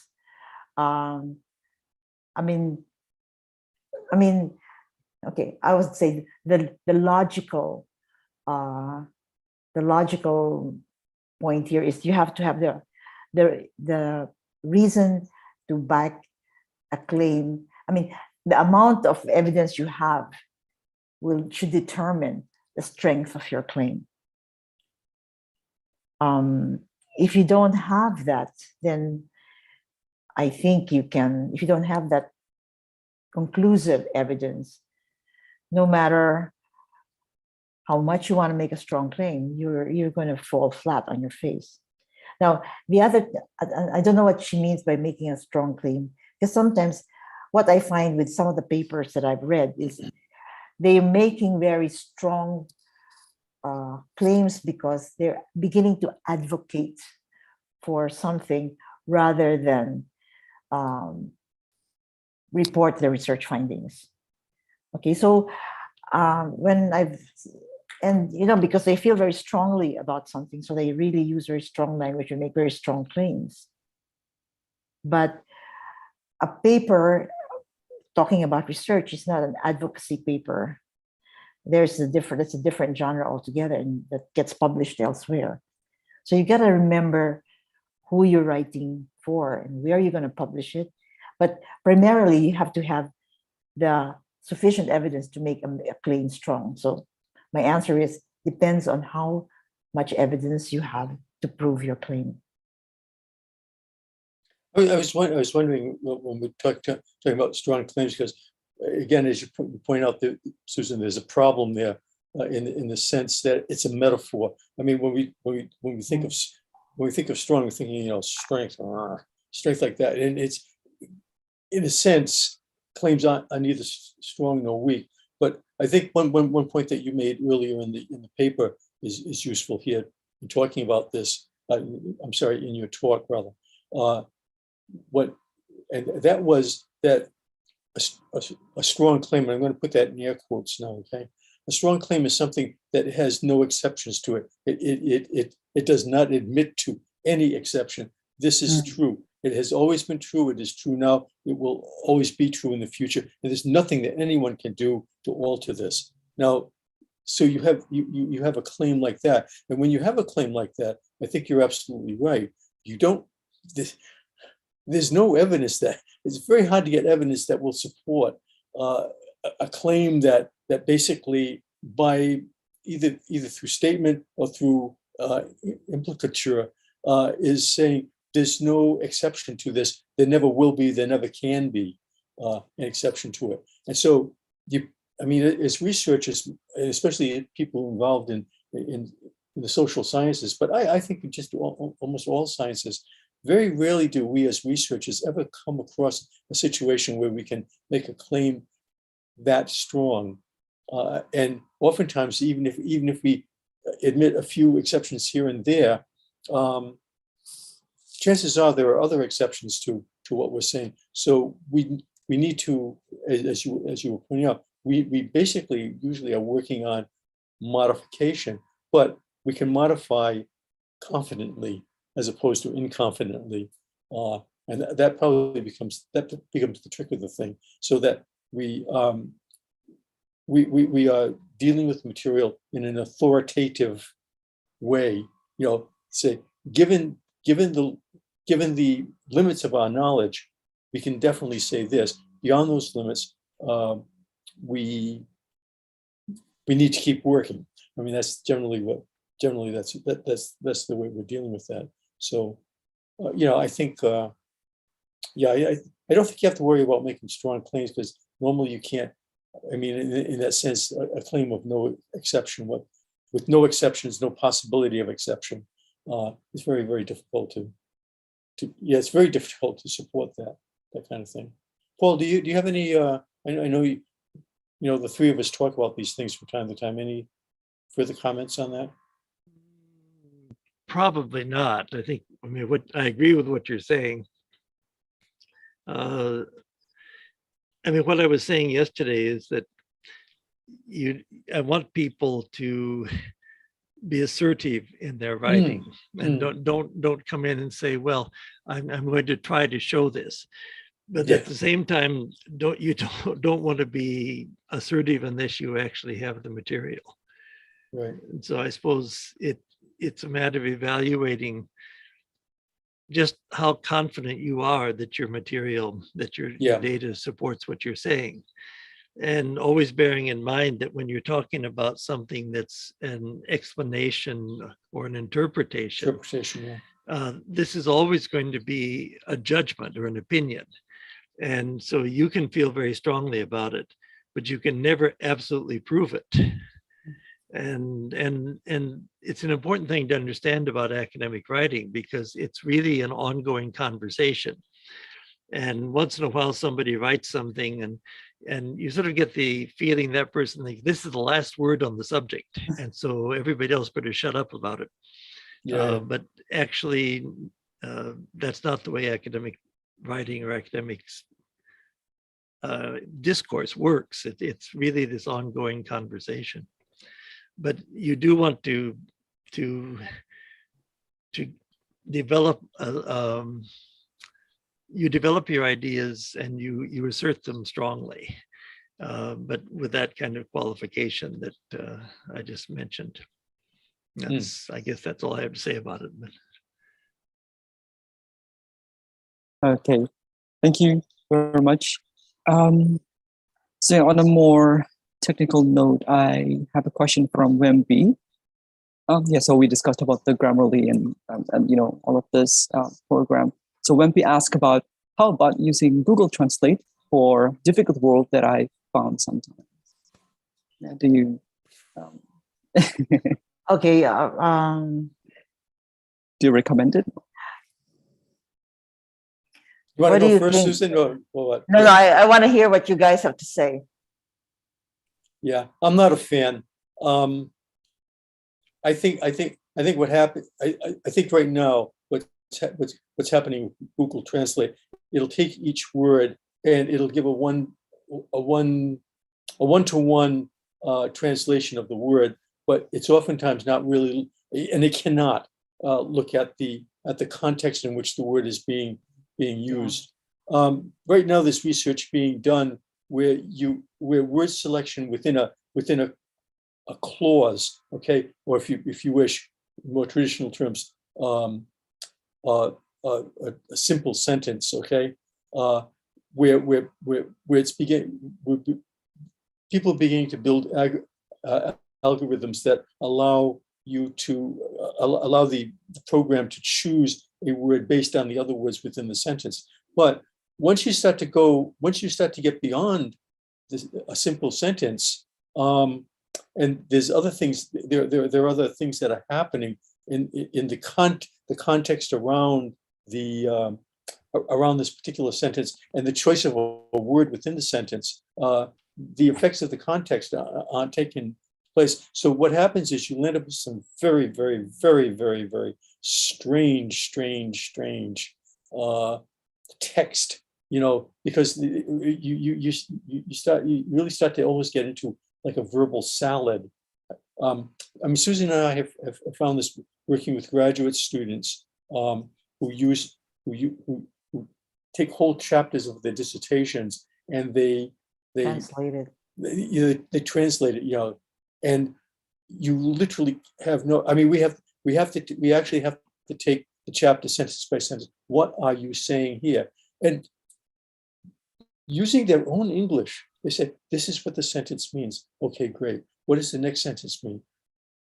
And what happens is they begin to repair, they actually begin to repair all the mistakes, all the nonsense that Google Translators has put into that. Now, I think if things may get better in the future, but right now, don't depend on it. I think you get yourself into a lot of trouble. I mean, at least our experience with this so far, dealing with graduate students, has kind of proven this. Anybody who's very dependent on Google Translate, because for the most part, actually people, at least the people we deal with, the graduate students we deal with from Indonesia, I might add as well, their English is actually better than they think it is. And if you have to write it in Bahasa Indonesian, okay, do that first and then translate it yourself. But depend on yourself for doing that. Get other human beings to help you with that. I mean, that can help. Yeah. That That's can why help. I noticed in my talk, I talked about the fact that you, the writer, has to make choice, because in the end, he or she is the one that knows what idea is being conveyed. He knows the context, what came before and what after, and where it's going. And a translator does not necessarily know that unless it's a person who translates it for you and then understands really what the point of the whole message is. But if it's a mechanical translation, I think you'll have to, maybe you want, run it by a Google Translator, and then you look at it yourself and see, does it make sense to you? Yeah. Just to add one thing, I had a friend in Japan who used to entertain himself.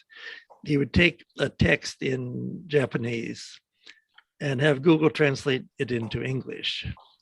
Then he would have it translate that English text back into Japanese and then back to English. And he said after 3 or 4 times, you had the most incredible scramble of things that didn't make much sense. But he did say it's getting better. Really good. Yeah.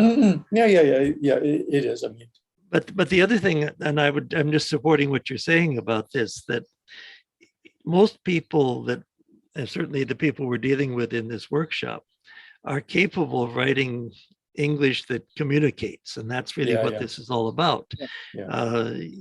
People can express to us when we talk to them what they're trying to say, and so don't feel like you have to be fancy. The idea that academic English is somehow on a level that you have to have a lot of special words and a lot of very complex sentences. I mean, if you go back to the 19th century, a lot of the academic writing looked very much like Latin being done in English. I mean, the way the sentences were put together. We don't do that anymore, and hardly anyone can. So basically, the writing just needs to communicate what this is what I'm trying to say. And then obviously, if you're not a native speaker, you're likely to have some grammar errors, some slips. Those can be fixed. But the main thing is that you get your ideas down. Yeah.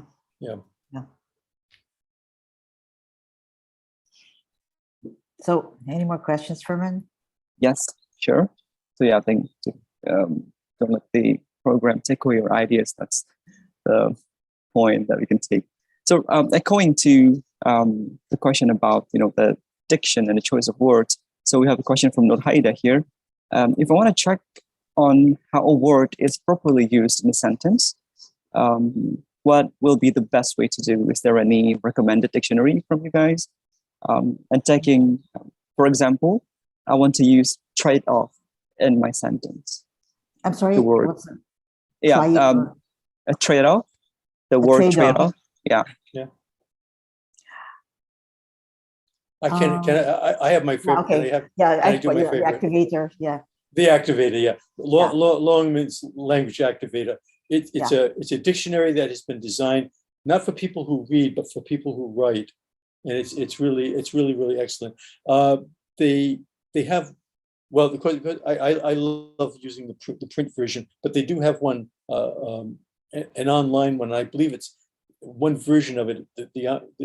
Of the online dictionary is free, and I think there's another one more complete, and that I think you subscribe to it or something. I would have to actually look that up.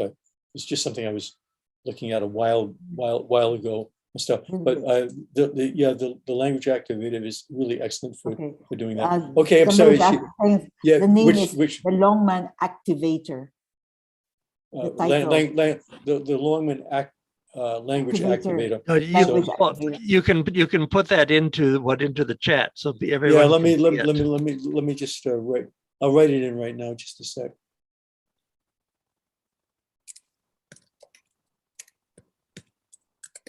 Yeah, because what this dictionary does is it gives you the meaning, but it also tells you how to use it.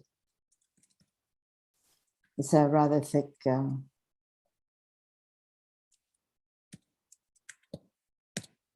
Okay, so if you look on your chat now, you can see it in there. Longman refers to the company that puts this out, the publishing company puts it out.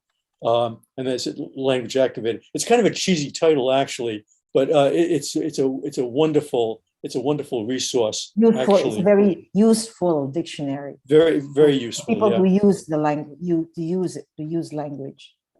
Yeah. So it's a Longman language activator, right? Yeah. Yeah, I just put it on the chat also. Okay, thank you very much. Susan or Paul, maybe you have something to add on your favorite kind of dictionary? No, I was going to say that. Oh, okay. Yeah. Susan. Yeah. Okay. All right, thank you very much. Then, so I have 2 questions left, I believe. So yeah, because we still have some time for the participants, if you still have any questions, feel free to post that on the Q&A function that we have while we're answering some of the questions that we have received at the moment. Okay, so we have a question from Arimi. So thank you for the informative materials, she said. So her questions are, the first one, what would your suggestion be about the use of active versus passive voice? I see that editors nowadays prefer active than passive voice. That's the first one. And then the second one, what is the best tense? Is it past tense or the present tense to use in writing to ensure clarity? In my knowledge, present tense engages the readers more, but some researchers seem to keep preferring past tense. Thank you. Okay. I don't know about the use of the passive voice, because when you use the passive voice, basically what you are using, what you're aiming at is not to focus on who is the doer of the action, but rather the result of the consequence of the action. So that's why I said that it's often used in the sciences. Okay, so you say the seed was planted, the beer was brewed, because you're not interested in focusing on who did what, but what was done. So I would say, depending on what you want to convey, then you use the active voice or the passive voice. Yeah. Paul, the 2 Pauls can comment. Yeah. On this. Oh, I really want to talk about this one. Yeah, and the other, sorry, what's the other question again, Fermin, about the use of the present tense? Yes, the use of present tense or the past tense. Well, it really depends on the perspective, how you're seeing what you're talking about. Can I take that one? Then we'll go to Paul and we can. Okay. You go ahead. Okay. Go ahead. Okay. But, Okay. Yeah. Okay. Yeah. If you're using past tense, what you're saying is this is something that happened in the past. It's over and done with. It's got absolutely nothing. It has no bearing on what's happening now in the present. Nor will it ever have anything to do with anything that happens in the future. So, and sometimes you actually want to make that point about what you're talking about. In other words, you're talking about the relevance of information to other information that you're presenting, and so that that's what you that's really what it actually means. The present tense is, well, first of all, the present tense is not really present tense at all, and sometimes you call it the simple present tense. Completion is a completion of the action. It's not simple. It has nothing to do with time, really. It's got an awful lot to do with truth value. That's what it is. And when you use the so-called simple present tense, like the sun rises in the east type of thing, then what you're saying is this is something that was always true in the past. It is true right now. It continues to be true in the future, and it's not going to change. So you want to talk about strong claims, to go back to what we were talking about earlier.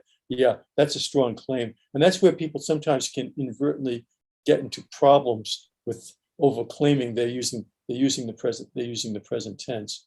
So I know what you mean by, see, and to go back to the question writer used a very, very interesting word here. It's more engaging. Yeah, I mean, I think on one level it is engaging, because you're saying this has always been true. It will always continue to be true. It's true right now. And of course, that'll make somebody sit up and say, yeah, well, that's a pretty strong claim there.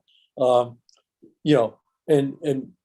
whereas as a writer, if you really want to indicate this is something that happened, it did happen in the past. It was, and it had an effect. It is not having much of an effect now, nor will it have any kind of an effect in the future, unless, of course, this goes back to something Susan was saying earlier, unless you put an adversitive in, then what you begin to do is you begin to argue with the past tense that you used, and you can play around with that.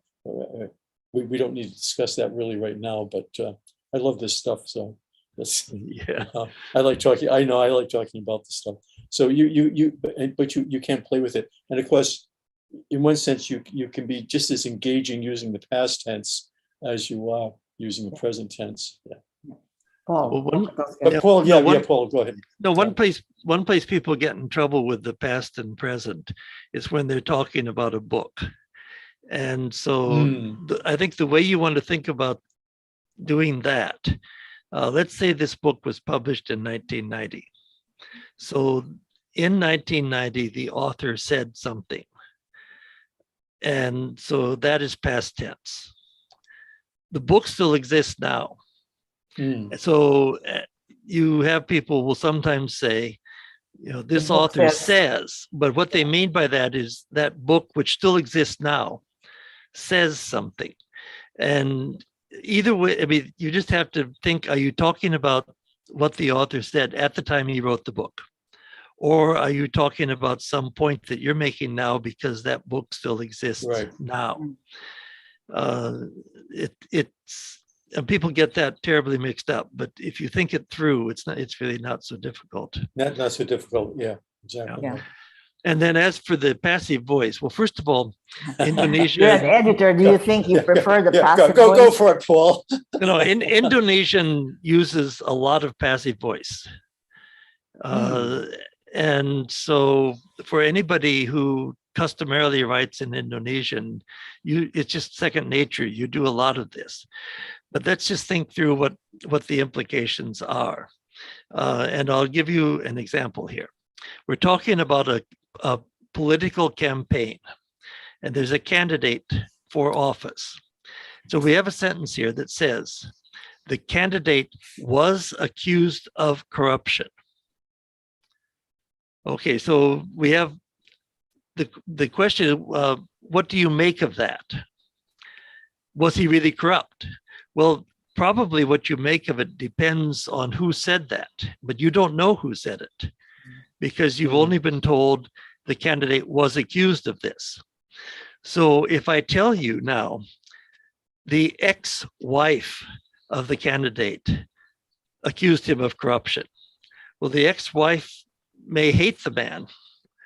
So is it reliable if the ex-wife says this? Or maybe his political opponent accused him of corruption. Again, same problem. Can you trust what that person says? The point, though, is if you don't know who said it, you have no way of evaluating whether it's reliable or not. And secondly, when people read English, it is just more effective. It just is stronger when you are not doing passive voice, which isn't to say you never use it. It's just that sometimes people load it up so that you have passive voice everywhere. So very often, if you take a sentence in passive voice, you could actually rewrite it as an active sentence. And very often that reads better. So anyway, that's what I have to say about that. I hope that answers the question. Well, as an editor, it is something that I notice, and a lot of editors notice. And it's not to say you will automatically get rejected, but it's something you don't want an editor stumbling over something in the way you write. And an editor will stop repeatedly. And what the editor will be asking is, are we missing some point here that's really important, which is who did what to whom? Not just that something happened, but who did it? And if by writing in passive voice, you're leaving out important pieces of information, that's going to hurt you. Yeah, I think those are very comprehensive answer. I believe that is going to be very helpful for the participants. Okay, I'm just going to move on because I have some new questions coming up. So the next question will be from, I believe it's Nika from Northwestern. She stated, I'm intrigued with the discussion about making claim because when reading and writing, I sometimes have difficulty to separate which claims are stronger. Is it the theoretical one or the empirical one? And not all of the manuscript, especially in the journal article length, can cover both claims. How do we sort this kind of thing? Well, let me just say something quickly, Okay. which is that it's really good that you're looking for these things, because something that is very helpful for you as a writer is to become conscious of how writers who are published are doing things. And they're not always doing them right, but it's really useful for you to pay attention how somebody who's gotten published has structured what they're doing. And part of what you want to look for always is a claim. If you understand, as a reader, if you understand what the claim is, what the argument is, you're way ahead in understanding what the article's all about. So that is the starting point. Also, the distinction that you, not Paul, but the writer, is drawing between theoretical versus empirical. I mean, you've got two different things going on there. So it's if it's theoretical, what you're talking about are interpretations and explanations that a research community regards as, this is solid stuff. It's basically descriptively and explanatorily adequate. It covers things, and it's able to show us the connections between things, connections that really actually exist. Okay. Empirical, I mean, when you start talking about empirical claims, generally what they're doing is they're for one reason or other, they're challenging interpretations, or they're challenging explanations of things. And so, they're both, they're doing different jobs, and you can make equally strong or equally equally weak assertions about things. Now, I know there's a whole discussion that goes on. I mean, basically empiricists sneering at theorists, and theorists sneering back at it's been going on for a long time, actually. It doesn't seem to be abating too much, but you just have people with different approaches to basically doing research, and in the end, it is what it is. You let the evidence decide things. Well, the evidence is the empirical evidence, basically. Yeah. The theory is saying the way things ought to, the way you expect things to look. That's right. And I don't really see any kind of a question here, or a conflict. Yeah, exactly. Yeah. Because, I mean, fundamentally what's going to happen is you might say, well, the theory would suggest that this is what we're going to see, but we're not seeing it. Now, that doesn't necessarily invalidate the theory, but it does mean you want to ask, why are we seeing something that's different from what the theory predicts? That's right. Yeah. So, but I do know, and this confused me for a long time also, that when you see basically people with scholars with very huge egos going after each other, and pointing out the weakness or supposed weaknesses of theory, or supposed limitations of empiricism, it can be confusing, but actually I think at 75 years old, I'm tired of that. I'm tired of those arguments. I'm tired of the ego and stuff. So anyway. All enough right. said. Okay, thank you very much. Do any of the speakers would like to add anything more, Susan? All No, good? I'm fine. I think these guys Okay. have really dealt with that question. All right, thank you. So moving on to the next question. But before that, I think Maita asked about the today's presentation materials. So Maita, it's already on the folder link that the committee is sending you again at the chat box. So yeah, feel free for all the participants if you want to access all of the presenters' presentation. It has been compiled there. Okay. So yeah, the next question, I think I have two questions in the same context regarding a proofreader. So from Maita, A proofreader. yeah, proofreader. So Maita asked about, again, thank you for the highly valuable presentation. The question is, most international journals suggest authors whose first language is not English to do proofreading for the paper. Meanwhile, it is mostly expensive to get that service. So what can you suggest about to overcome the issue? Okay, that's from Maita. And then on the same context, I think Iwan also meant question about how do we respond to the phenomenon of native English proofreaders? I think you're using the wrong word. Yeah. Well, I'm sorry, I don't understand. Well, I think they're Why- talking about editing or getting somebody to edit the paper.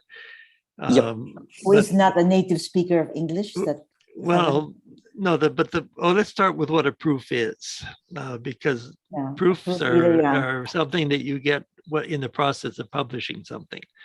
So proofreading is where you have been sent a copy of your article, which has been laid out. That's called a page proof.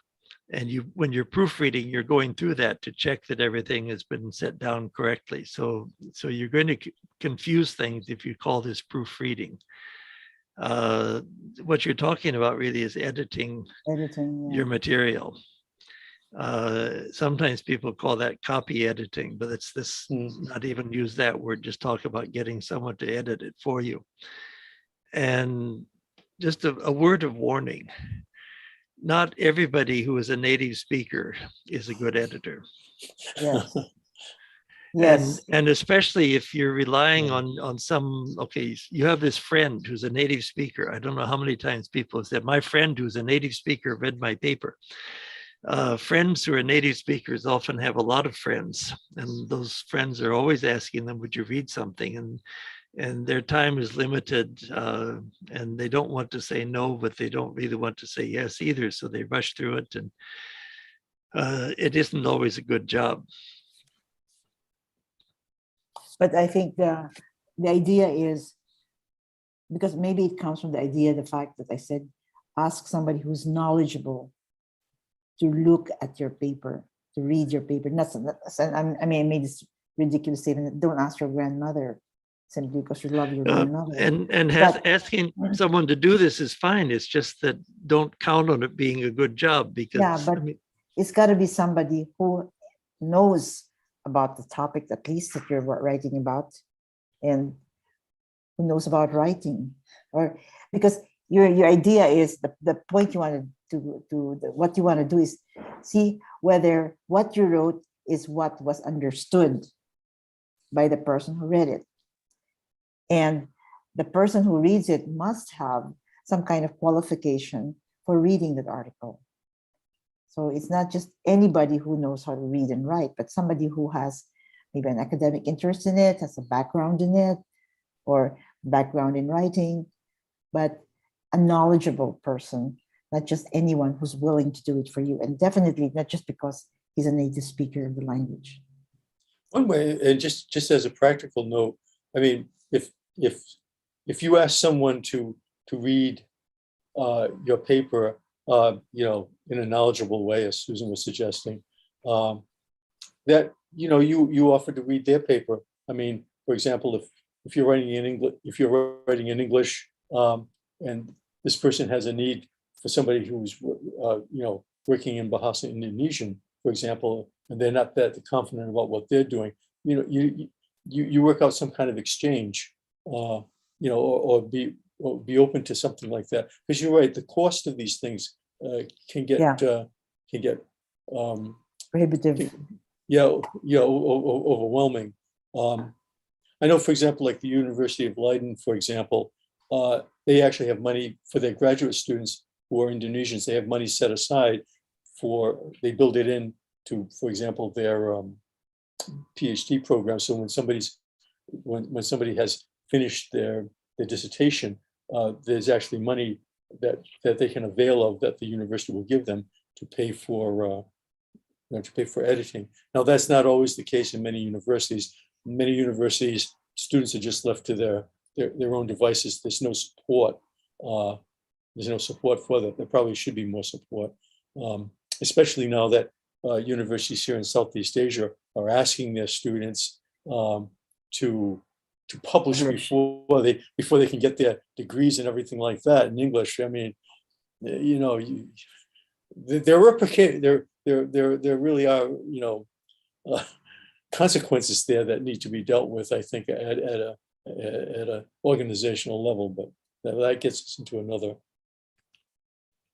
story. Well, just one thing, if you're writing in Microsoft Word, Word will tell you where you've made a lot of mistakes. It puts little colored lines under passages and offers suggestions. And you really want to pay attention to that. I mean, it's not perfect. It does, once in a while, it suggests something's not right, but I'd say 98% of the time, the suggestion is okay. So you can clean up a lot of the kind of problems that a non-native speaker has just with grammar, with simple mistakes, just by paying attention to those corrections in Microsoft Word. Yeah, that's right. And it's free. Yeah, it's free if you've got Word. Yes. Yeah, exactly. Yeah, you can't argue with that. Absolutely. Yeah. Okay. Thank you very much. Yeah, for the participants, I think you are on the right track for being here at the workshop, because you got like the first-hand tips and tricks from the, more than just it's beyond qualified presenters. We have Paul Kratos, Paul Lerny, and Susan Lerny here, so thank you. Okay, so the next question, I think it's pretty interesting. It's regarding a collaborative article. Okay, so this is from Rika from Universitas Pertamina. She asked about if we write an article collaboratively, which means there will be many authors involved, for example, and each one of the authors has their own writing style, and every author write different section in the article. So how to write our article to be concise and cohesive without any indication of having a different writing style throughout the whole paper. I don't think you can. I mean, the only way to do that is that one person takes over the editing and rewrites everything. But I don't think it's necessary. Generally, what an editor is looking for is something that explains something. We're not writing fine prose here. We're writing something that is functional. And so long as each section can be understood, I don't think it's a problem. Yeah. Usually the joint articles that I've worked on, what happens is like the authors are willing to work with each other, and they, at the end of when the piece has been written, then we all look at it and we basically input our suggestions and corrections, and we all vet it. And if everything is, once that's all done, then whatever is the result is the final article. So it may not have a voice that pertains only to one person. It's kind of like a collaborative, a group voice.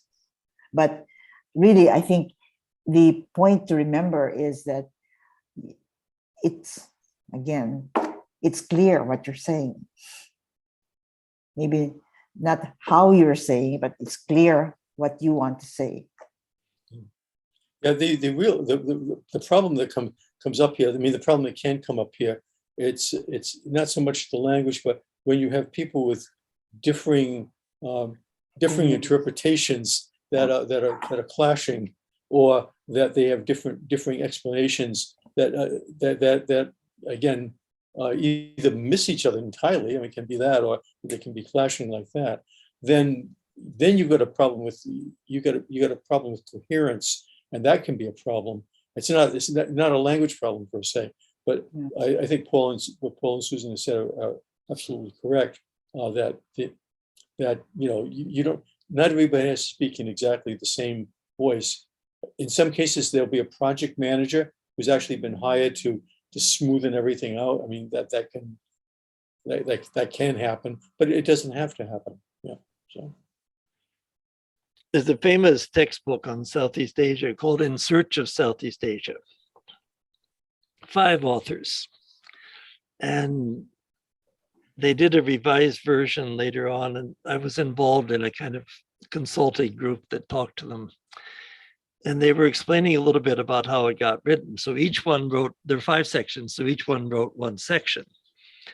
And one of them was, it was a little bit hard to get him to produce, because they were supposed to get together periodically and discuss what they'd done, and everybody was submitting material except this man. So at the end of the process, he submitted his, and he said, here it is. It's actually very good stuff, I would say. But anyway, here it is. Nobody touches it. You can't change anything. oh dear. And so they didn't, because it would have, the whole project would have fallen apart. In general, I think the idea there was that the overall editor would go through and smooth out some of the differences, but they weren't trying to make it sound like only one person had written it. Yeah, right. All right, thank you very much. Okay, I believe I only have 2 more questions left. So the first one will be from Yahya. So the question is, the first one, could you explain the use of we or our study instead of this study?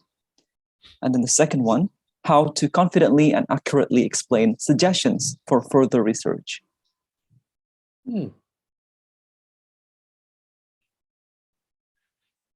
Okay, well, there was a tradition that people did not use first person. Yeah. And that is no You could longer the use- case. No, it used to be that everything was without expressing any sense that you were the writer. This is the way it was. This sort of omniscient narrator, somebody outside of what you're saying. And these days, the style is that you admit, which everybody knew all along, you admit that some of these are my ideas, and this is me saying it. I've made this selection of what's in this article. The other thing that used to be done is that people would say we when they actually were talking about I. Themselves, yeah. Yeah, and that also is not done anymore. If you're saying we, it better mean that there are 2 authors or more. But it's really, I mean, there's this thing about the royal we. Queen Victoria could speak about we when she was talking about herself, but writers today don't do that. So it's all right to say I. I prepared this material. I put together this survey. I mean, don't overdo it, because obviously you're the writer. So everything that's in the article comes from you. But at the same time, it's perfectly all right to say where it's appropriate in there, I did this. Okay, any addition from the other presenter? No, this is. Okay. Yeah, but I was going to say that there, once again, falling back on my idea that you follow certain conventions. Some fields, have their own preferences for how you use the word I, for example. But maybe the other thing I should have mentioned is these conventions change. And they will, maybe in the past you could never use I. I don't think it was accepted. But now increasingly people are using I. And they're using it in more fields, in some fields more than others. But it is, the situation is changing, and maybe if we do this, we do this again in another year, it will be different. But so I think unless you're, that's why you read, you find out what's happening in the field that you're in, because what conventions are they now using as compared to what was used before, and you got to just kind of like stay on top of that. You have a generational thing going on, and there are older scholars who were trained in one way of writing and one way of operating. And sometimes they will squawk or they'll resist, but I think by now it's pretty well accepted that first person is perfectly all right, and that this we as instead of I just isn't done. Sorry, Paul, say that again, Paul. No, saying we when you mean I. Oh yeah. Yeah. I still get the occasional manuscript where somebody's done that.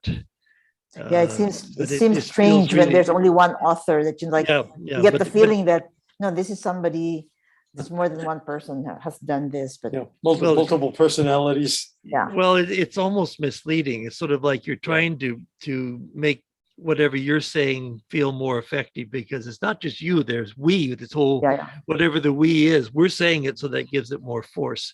Yeah. It's just not something that's acceptable. Okay.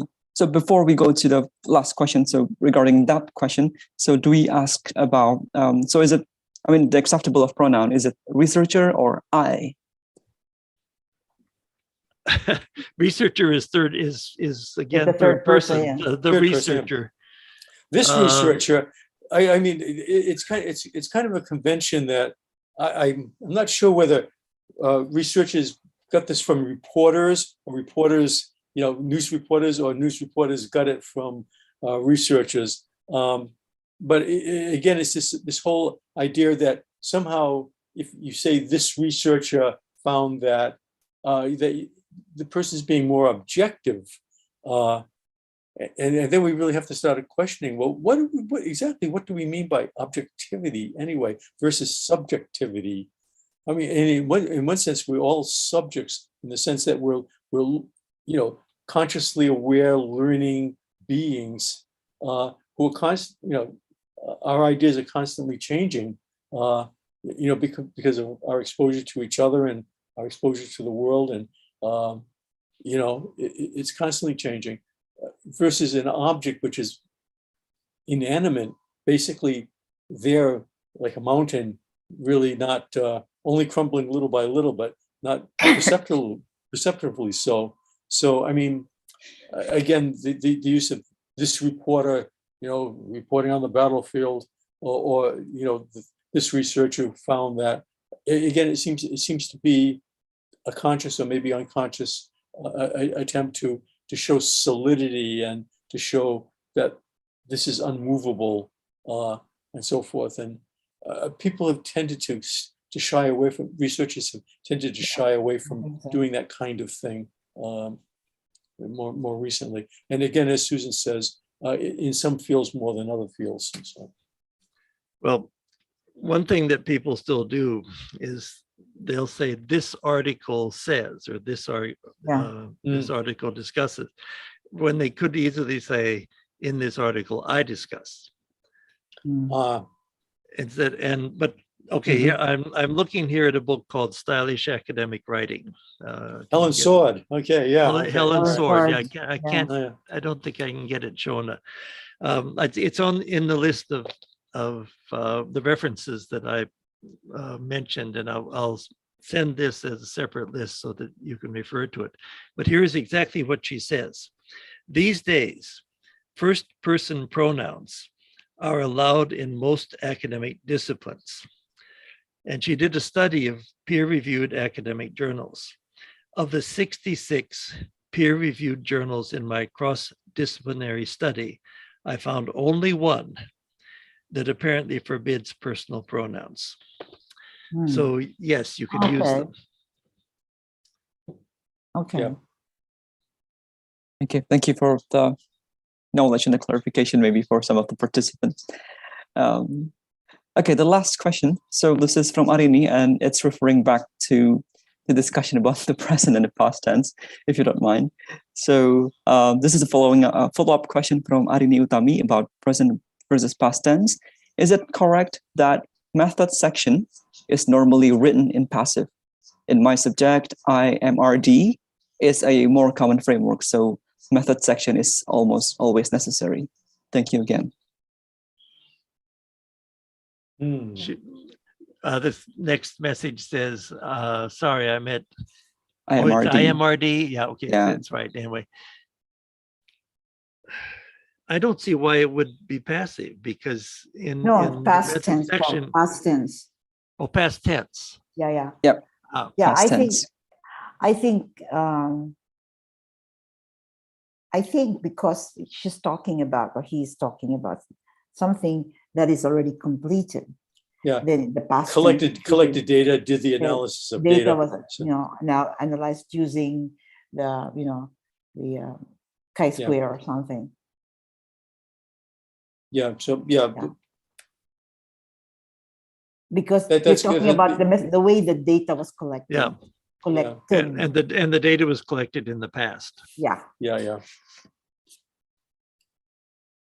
Okay. Yeah, that's point taken, basically. Yeah. Thank you, Arini. Yeah, so I think that definitely answered the question. Do you have anything to add, maybe? Paul Kratoska or? No, Good. I'm just thinking my Orion anyway. Susan's talk. Okay, yeah, I think I don't have any questions left, so that's going to be all. Yeah, maybe we can please give a big round of applause for all of the presenters. Thank you very much. Thank you very much, Ferman, for Yeah. really all your help. Okay, thank you. For the So yeah, participants, for the questions and. yes, definitely. So yeah, I think that concludes the 3-day public webinar series on academic writing for international publication. I would, first of all, would like to thank again all the presenters, Paul Kratoska, Susan Nerney, Paul Nerney, for your professional insights and invaluable advice on academic publication, which definitely be beneficial for all of us here. And we will, of course, like to thank Linda Grove at the Social Science Research Council and also the American Institute for Indonesian Studies, AIFIS, for hosting this event, with special thanks to Anas Bentari, Pak Yosef Jakababa, and also Megan Hewitt for their work in organizing the workshops. This event would also not be possible without the generous support of the Henry Luce Foundation. So yeah, have a big round of applause. Thank you very much. Sorry, also, I think one thing, Linda, I believe, has recorded a bit of a presentation about the literature search. And I believe that's going to be made available. She won't do this live during the presentation, but I think it is going to be available to anyone who wants to see it. Correct. Yeah. The last time I checked, it's already on the YouTube. So yeah, for all the participants, you can go to the AIFIS YouTube channel and you can find Linda's presentation there. Yeah, take a look at Linda's presentation, because if she said what I think she's going to say, then it dovetails very nicely with some of the things I was saying about the literature review in the introduction. They go together quite nicely. Okay, so take a look at the two things, compare them together. Okay. Thank you. Yeah, and also I would like to thank everyone who attended the public webinars. We look forward to seeing your work published internationally, definitely, and hope you will consider applying for the next academic writing workshop to take place in spring 2022. In order to get the latest information, I think I'm going to share one more time regarding the all of our social media. So if you want to make sure that you are, posted with all the latest information that AIFIS has. So if you want to tune into the Facebook page, go to the facebook.com, the AIFIS page, and you can also follow our Instagram at AIFIS.official. And you can, don't forget to subscribe to our YouTube channel at AIFIS. And yeah, you can also feel free to go to our website, www.aifis.org. Okay. So I think that's going to be it. Again, thank you all on behalf of the Social Science Research Council, American Institute for Innovation Studies, workshop presenters, organizers, and moderators. We wish you all the best of luck in publishing your work internationally. So see you on the next events. Goodbye.